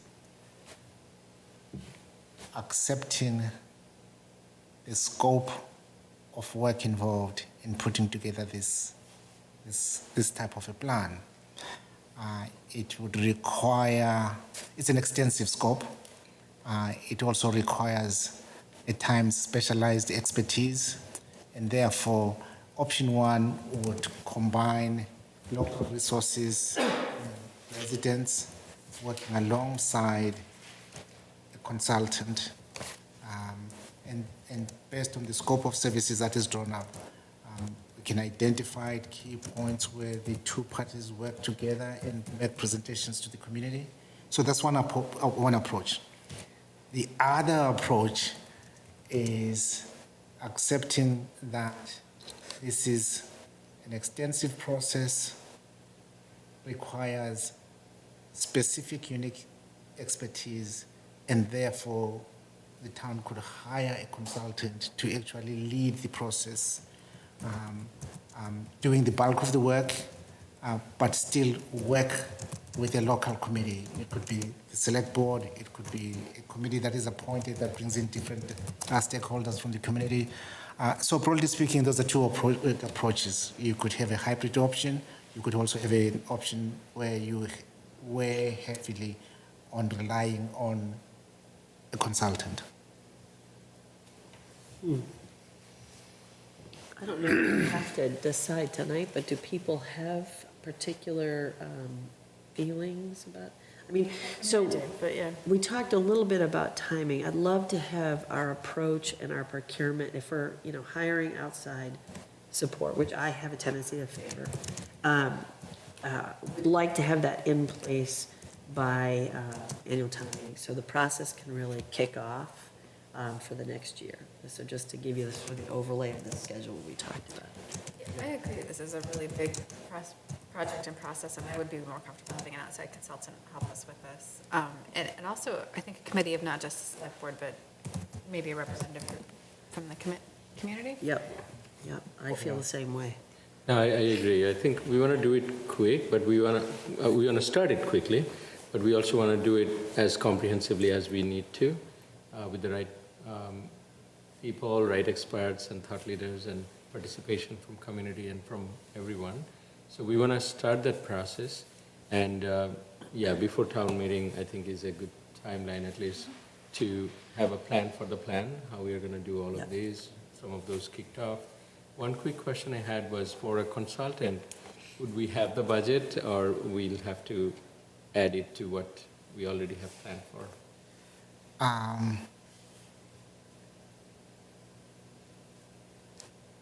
If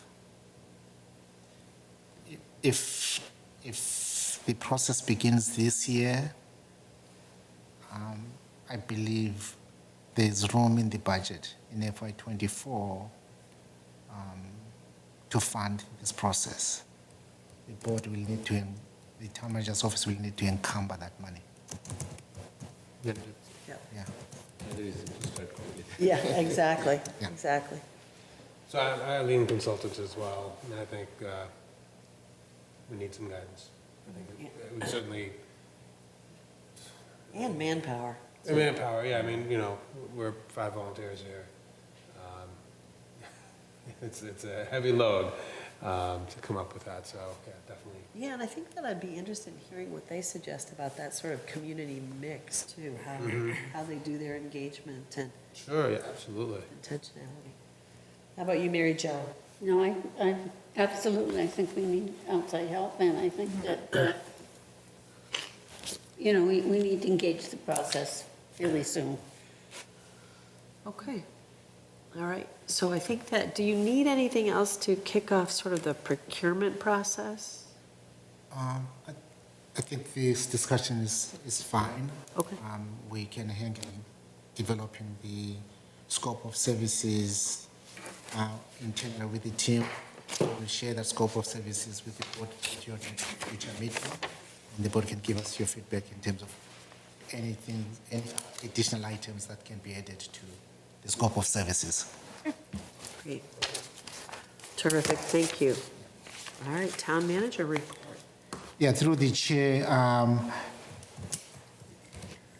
the Main Street project, I did promise the board that Dave Del Torio, Michelle, Nicole, working alongside Kerry as well, and VHP, we put together a response regarding the flashing crosswalk signals. And we will be sharing, we'll be finalizing that report tomorrow and share it with the board. In a nutshell, we are responding to the comments regarding the Dave Roberts emails sent to the board. We will clarify how the town responded to those emails and what the town stated in its response. There seems to be a suggestion that Mr. Roberts was told that the rapid flashing beacons signal will be fixed shortly. We were not so sure where that came from. We didn't promise that. We will also... I do know if you want me to say. I believe that he saw someone working on it, Dave did, and so he thought they were working on it to fix it, but they were really working on it to cover it up so people didn't try to use it. Oh, yes. I think that's where the confusion lies. Yeah. And then there's also the direct remarks from Goy, suggesting that the crosswalk is still not repaired, and that its absence continues to pose a serious safety hazard.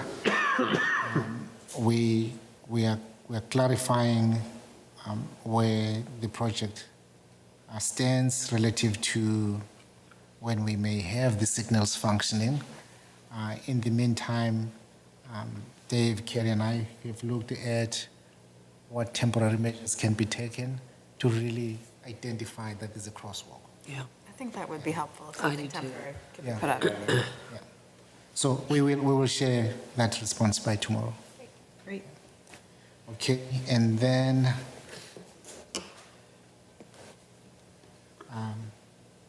there's no new information to report on the PFAS project. Things are progressing as was last reported last week. And then on the MWR project, we do have a meeting date with DCR. We will meet on March 4th. And then the Ashland Hopkinton Water Intermunicipal Water Supply Agreement. We, together with Kerry, are respectfully recommending that the Select Board renew the agreement with the town of Ashland. If this renewal is approved, it will extend the term of the agreement to 2026 under the same provisions as the current agreement. As you know, since 1999, the towns of Hopkinton and Ashland have been partner communities regarding water supply. Both towns entered into an IMA to share water from the Hopkinton Reservoir aquifer. Both towns have and will continue to invest in a shared water treatment facility that is operated by the town of Ashland. Per the agreement, Ashland agrees to supply a portion of its water to Hopkinton. The agreement continues to govern the town's water supply relationship until 2024. It will do so in the future because it contains renewal provisions to extend its life beyond the expiration in 2024. As you know, the sustainability of Hopkinton's water supply is threatened by an ever-increasing demand as new customers connect, by the presence of PFAS and increasing levels of manganese and iron in wells number 2 and 5, respectively, by water management permitting limitations, and also by the worsening droughts due to summer months driven by global warming. Thus, renewing this agreement is critical in ensuring Hopkinton's access to a reliable water supply from Ashland now and in the future. This actually ties in with questions that were asked earlier. What is the return on investment or investments that are being proposed in the FY25 budget, considering the town will be transitioning to the MWRA in the next 5-6 years? Right. Probably, yeah. So we're going to continue to look into those questions, and as more information becomes available, we will answer that question. However, I think big picture, let's accept that the relationship with Ashland has been beneficial to Hopkinton. They provide us water, especially in the summer months when we don't have that water. They also account for up to 40% of our water supply. And against that background, I think the town has to take a strategic viewpoint, i.e., yes, it's beneficial to address our immediate needs, but also it will be helpful for this community to continue to have these conversations with Ashland, even for the long term. Sure. I'm not committing to that yet. We don't have the information, but I think it's important that we don't limit the scope to what we need just now. Gotcha. Totally agree. And there may be many potentials. If we are on MWRA, maybe we can provide them some water help as well for future, if they're not MWRA. And we can keep some of the services as backup. Just a thought, but those are the scenarios we want to. I think Ashland is on MWRA. They are already? Oh. Yes. only for emergency services. Oh, only for emergency? It's because we were part of those discussions when Ashland was applying for that MWRA connection. Okay. We were an interested party. However, by the end of the day, they ended up securing a permit that allows them to access MWRA for emergencies. Okay, awesome. Yeah, so Town Council has reviewed the IMA and there's no additional comments. We have been working with the Ashland staff since 2016 on this renewal. So they're pretty much up to speed in terms of what we're asking for. All right. Would somebody like to make the motion on the IW? Madam Chair, I move to renew the intermunicipal water supply agreement with the town of Ashland to June 30th, 2026, and to authorize the chair to sign the agreement. Second. All those in favor signify by saying aye. Aye. Aye. Any opposed? Any abstentions? Great. All right. Yeah, staffing update, just quick updates based on what was shared last time. Assistant Building Inspector, offer has been accepted. Chief Financial Officer, offer accepted. Yes. Saw that today. That's awesome. Congratulations. Yeah, Treasurer Collector, offer, the offer has been accepted. Nice. Yes. The Human Resources Director, we will be beginning the interviews shortly. Just to clarify, the police officers, last meeting we had indicated we had 6 candidates. In fact, it's 5 candidates that are in pre-employment.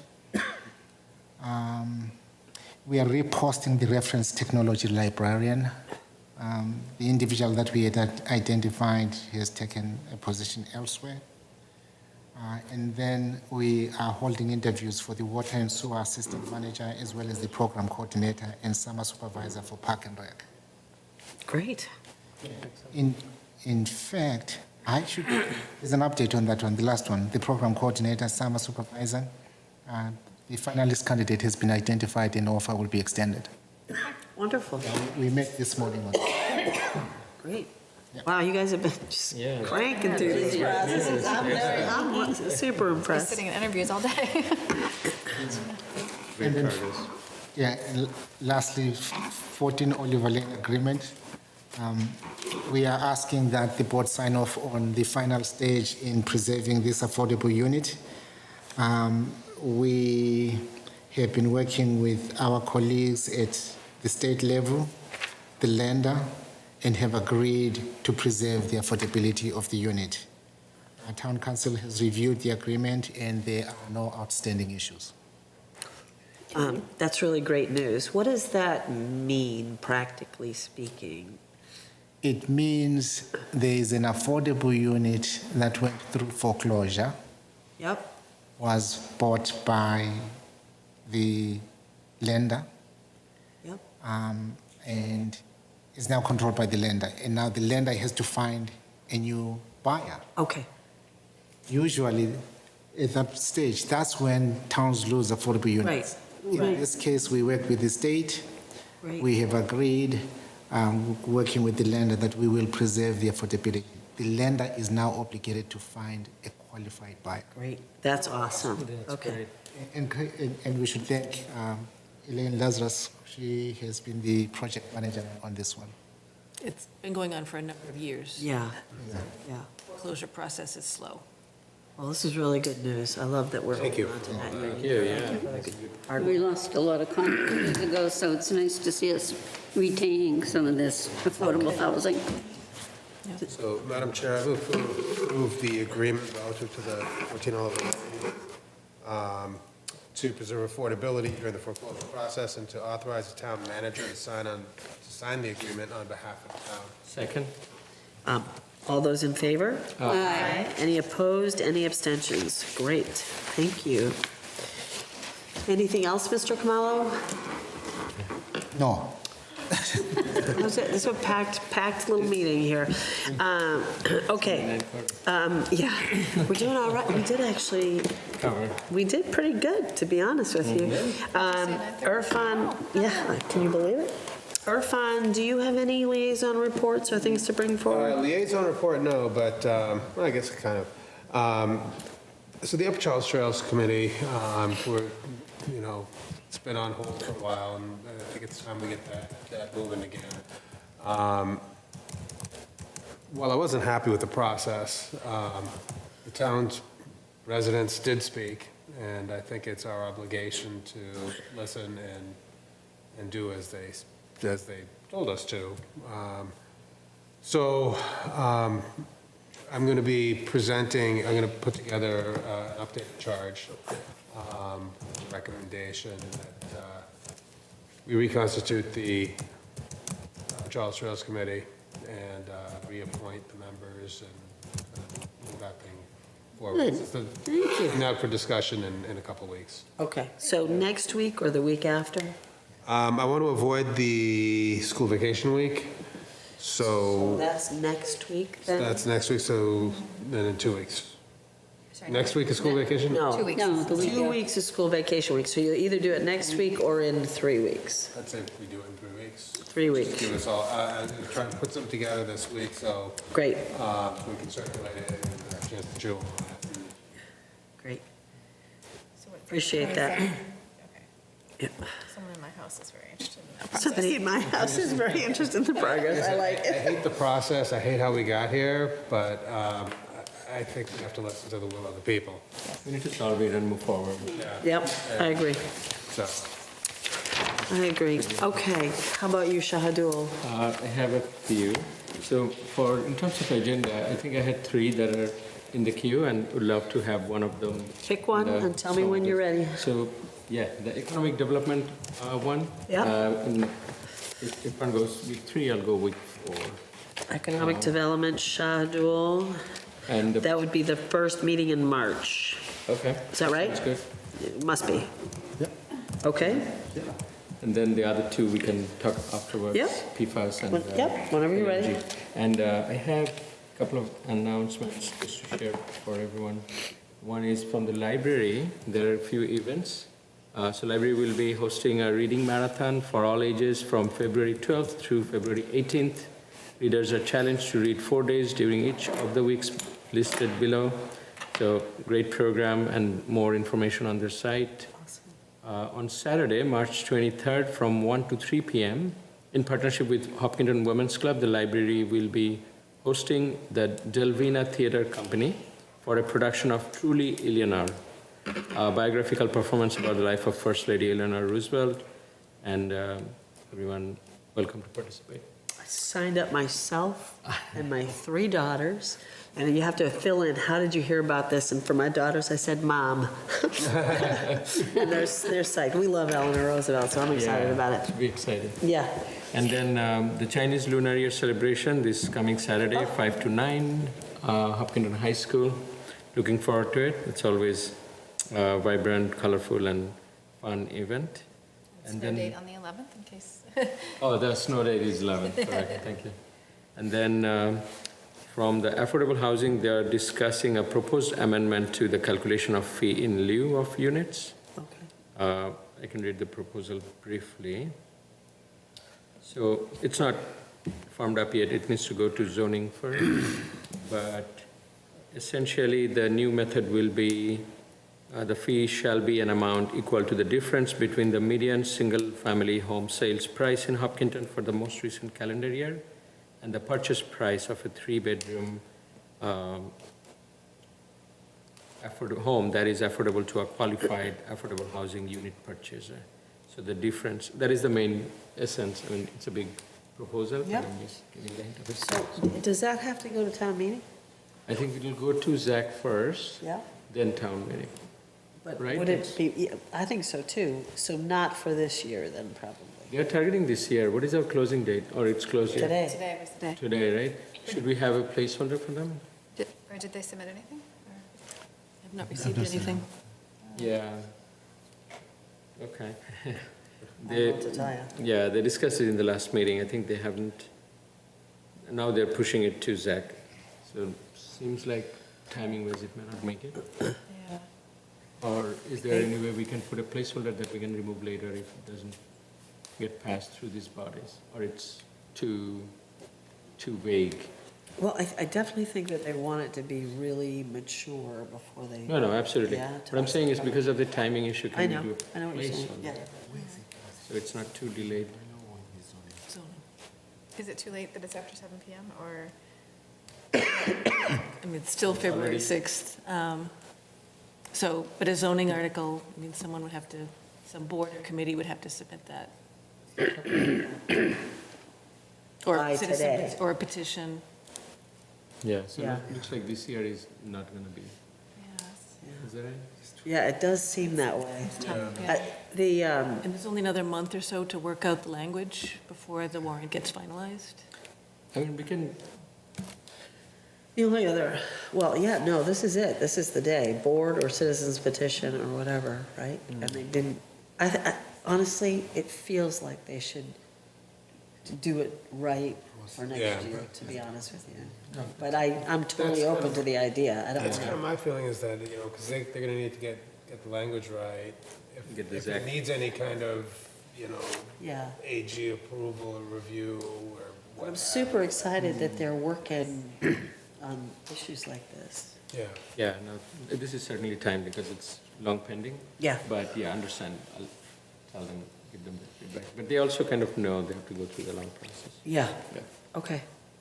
Mary Jo, any? No, I went to the assessors meeting today and talked to them about the article for town meeting, and they're going to help me with some valuable information to try to put together some kind of an estimate of what the cost would be. Great. From the, from the 41 Cs that we have. And then I've also met with Sue Curies on the tax relief, and she's going to give me some information on how many people we have in that, over 65, and they should fall into the same category. And so I just waiting to get the information back so we can all look at it. Do you know if they have their two runners? And I don't yet know. Who? Because there was somebody posting that there's an experienced runner who's looking for the opportunity to run a number and. The tax relief committee, you mean? Okay, I'll be talking with Sue, so I'll ask her. Ask if they've got their, it's a social media thing I saw today, so I don't know if I would be able to make the connection. Okay. 'Cause we're Somebody's supposed to looking have for the coffee, so- opportunity. And Monday morning, I'm going to be at the MWRTA, so. Great. Okay. Amy. So as a group of residents approached me. They have been working on an initiative for safe firearm storage to prevent unintentional firearm accidents. And it's a framework called Be Smart, and it's a website, besmartforkids.org. And they have already spoken to the Hopkinton Police Department and the Board of Health and the school department. They would also like to come present that idea to us. Oh, that's awesome. Yeah, so if we could get that on a future agenda. Do they have a timing when they'd like to come?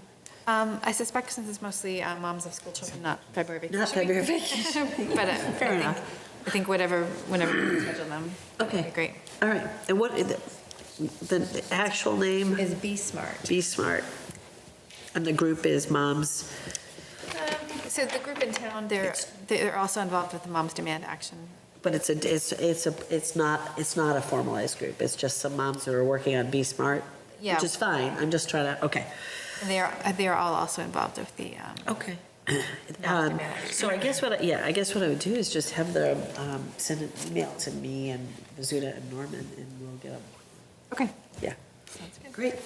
And then, let's see, that reminds me, the liaison list on our website is the past year's one, it's FY23, so if we could get that updated to the 24, as well as the select board goals updated to 24. And I'll try to remember to send that in email, because I see it and then I forget. Okay. But that's it. And the Lunar New Year, I was going to mention, but Shelley Dole already covered that, so. Awesome. All right, ladies and gentlemen, I will entertain a motion to adjourn. I move to adjourn the meeting. Second. All those in favor signify by saying aye. Aye. Any opposed, any abstentions? Thank you all very much. Thank you. Good night, everyone.